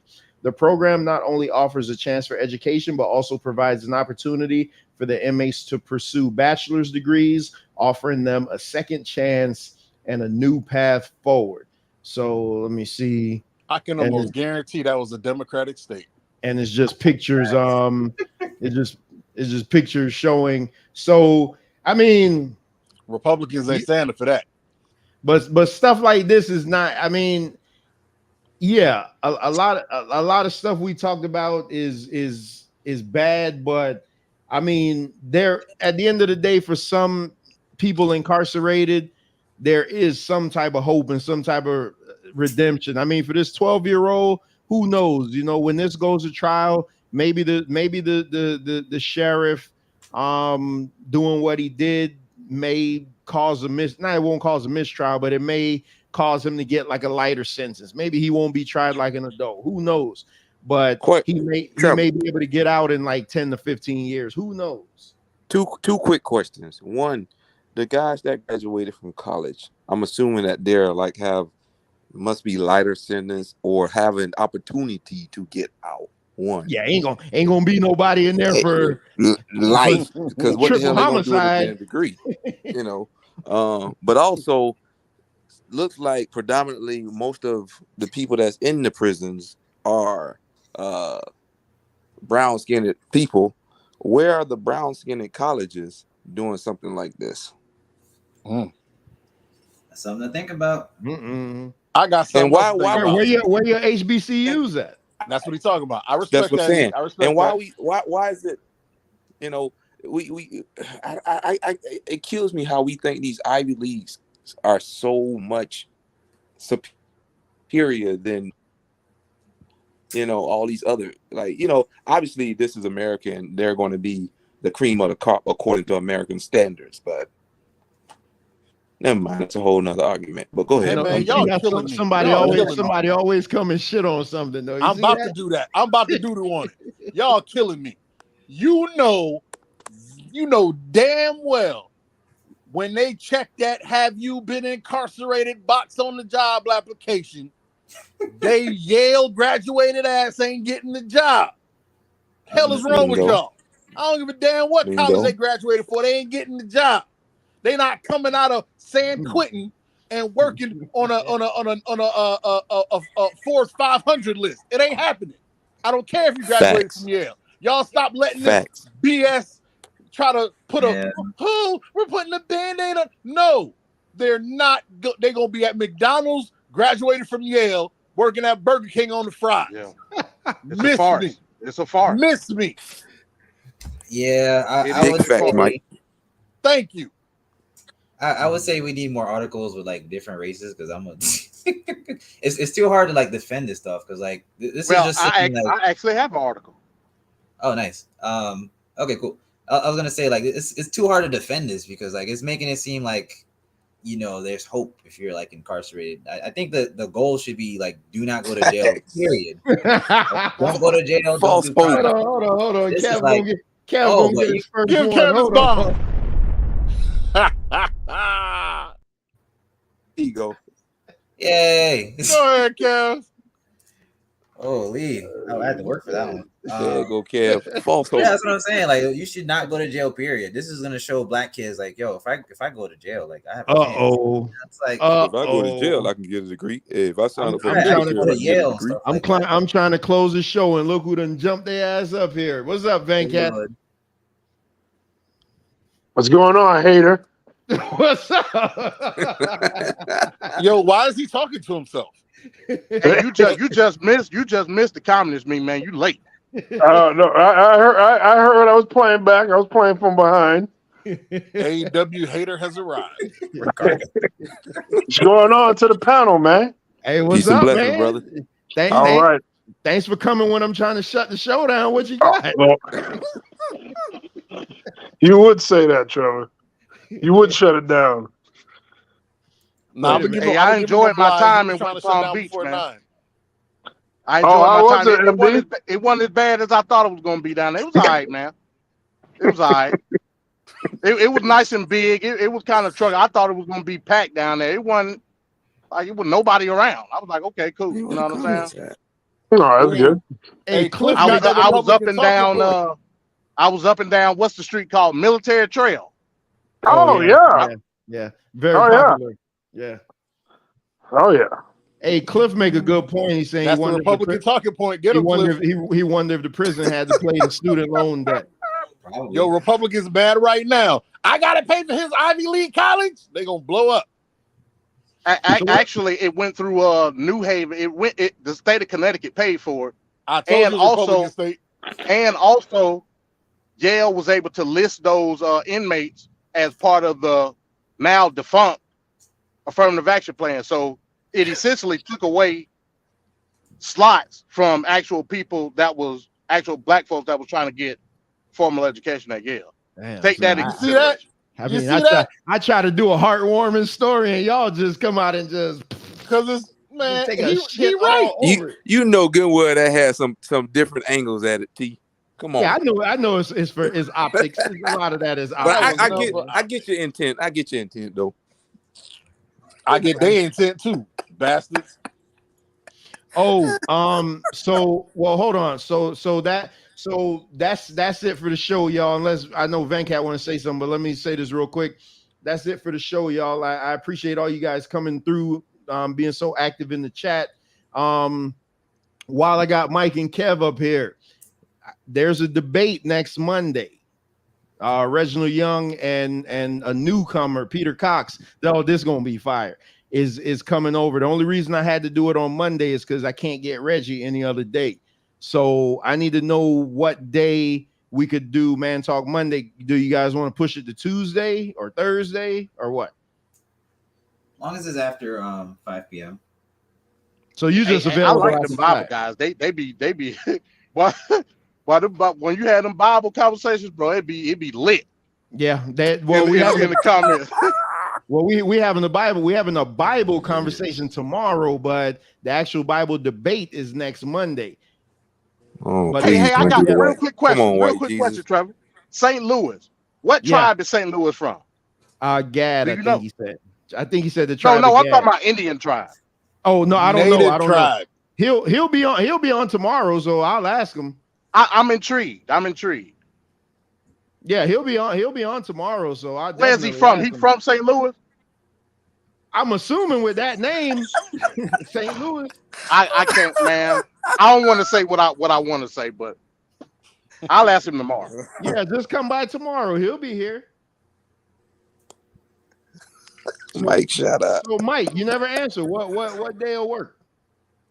Man, as long bro, like I get out at 4:30 and it take me 40 minutes to get home. Anytime after that is what it is. So if I said Tuesday after 6, it'll be fine. Bingo. Oh, okay. That's what I wanted to know. What you got, Venkat? Unless I'm trying to get some. No, I ain't got nothing. I'm just here to support the panel. Oh, I thought you was coming up here to check. Hey, Kev, say why you didn't put his face in the Man Talk Monday open? Because you didn't give me the permission to do that. I didn't send a Get him, picture. man. Cat deflect. Throw it back at him. Throw it back at him. Damn right. Pause. Ooh, pause. Yeah. Trevor tried to throw that at you like that. Throw it back at him.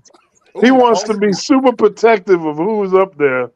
So I ain't doing anything unless he says it. You damn right, because at worst case, I put somebody's face on the damn video, and then they come to me and be like, "Oh yeah, you know, I'm done," or some shit like that.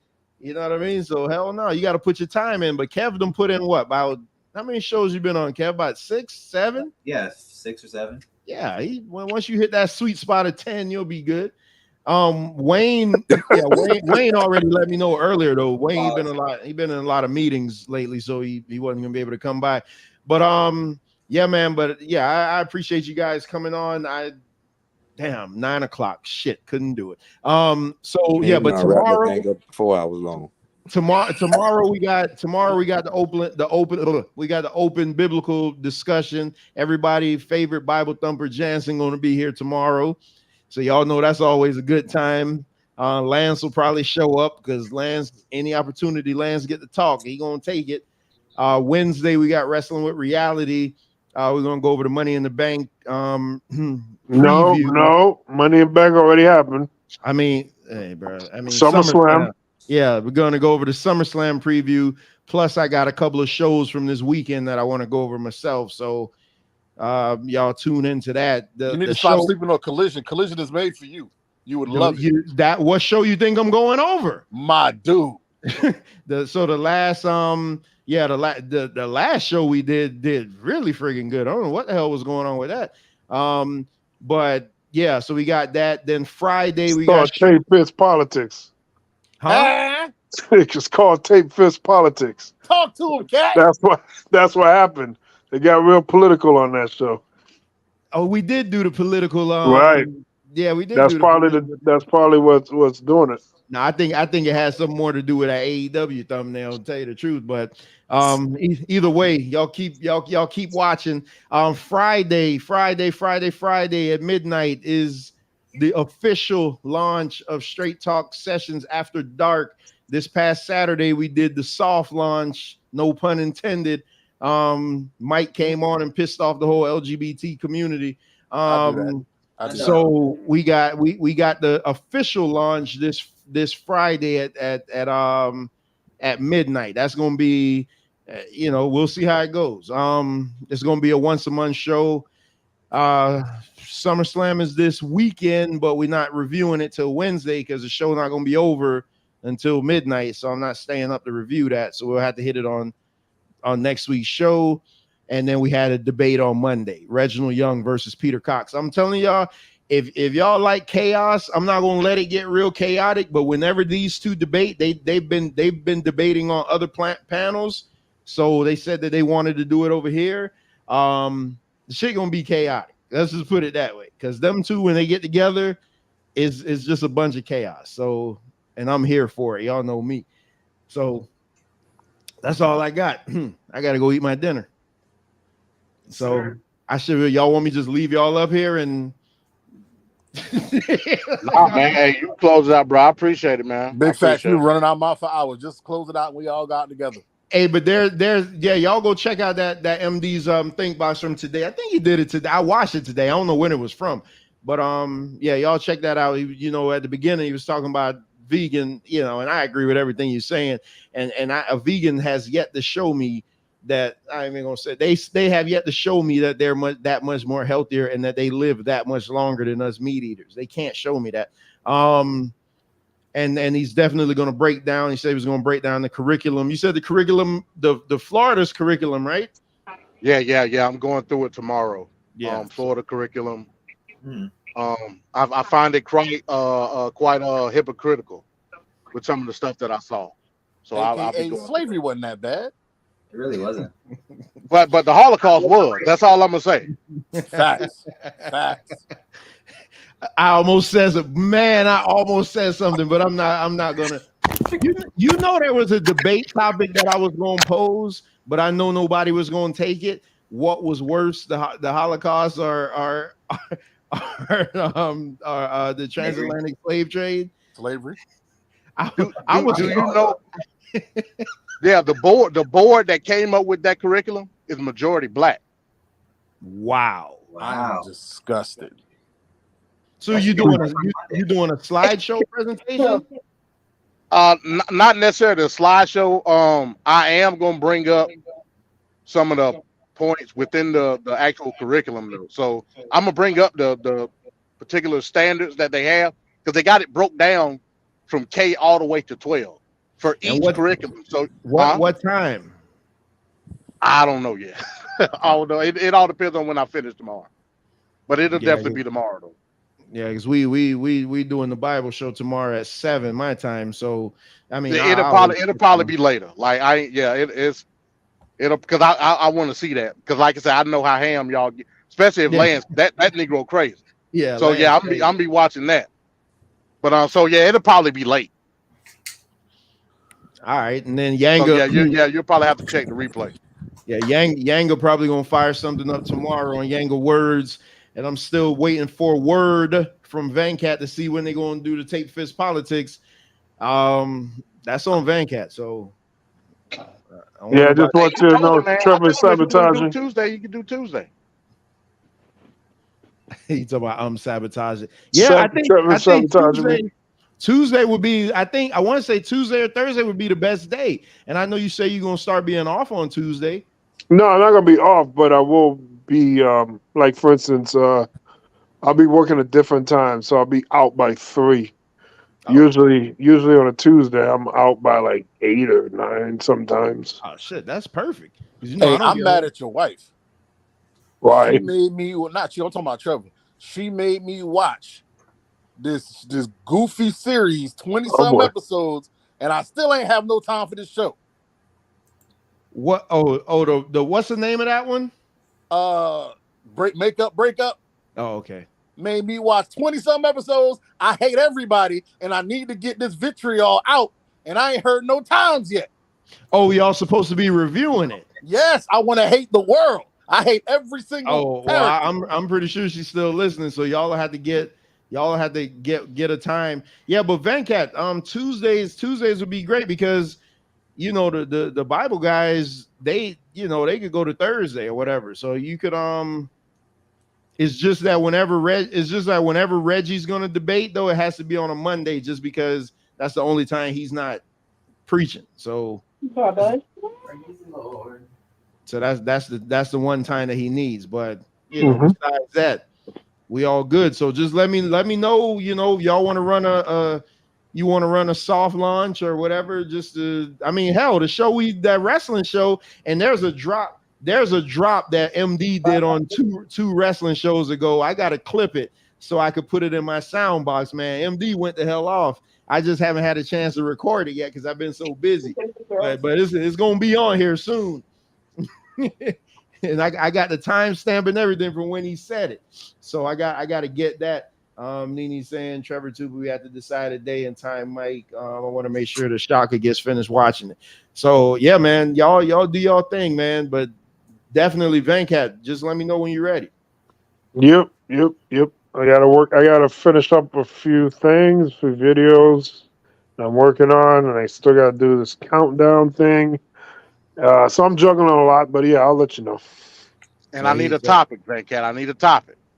Yeah, I want to do 3, and I'm singling it down. I'll send it to you. I'll send it to you when I get the last 3. I know a topic. DeSantos stands for devil in about 4 languages. So Venkat, basically, y'all didn't catch it. Basically saying I'm working him to death. That's basically what he said. What does it say on my thing? Trevor always misrepresenting my positions. Hey, Venkat, you look at my yeah, it does say that. Trevor is a criminal. Well, there you go. Look at my avatar. Yep, Trevor is a criminal. He's a criminal. The notorious TRE. y'all gonna make people hear this. All right, y'all. I've been shutting down for the past 20 minutes, man.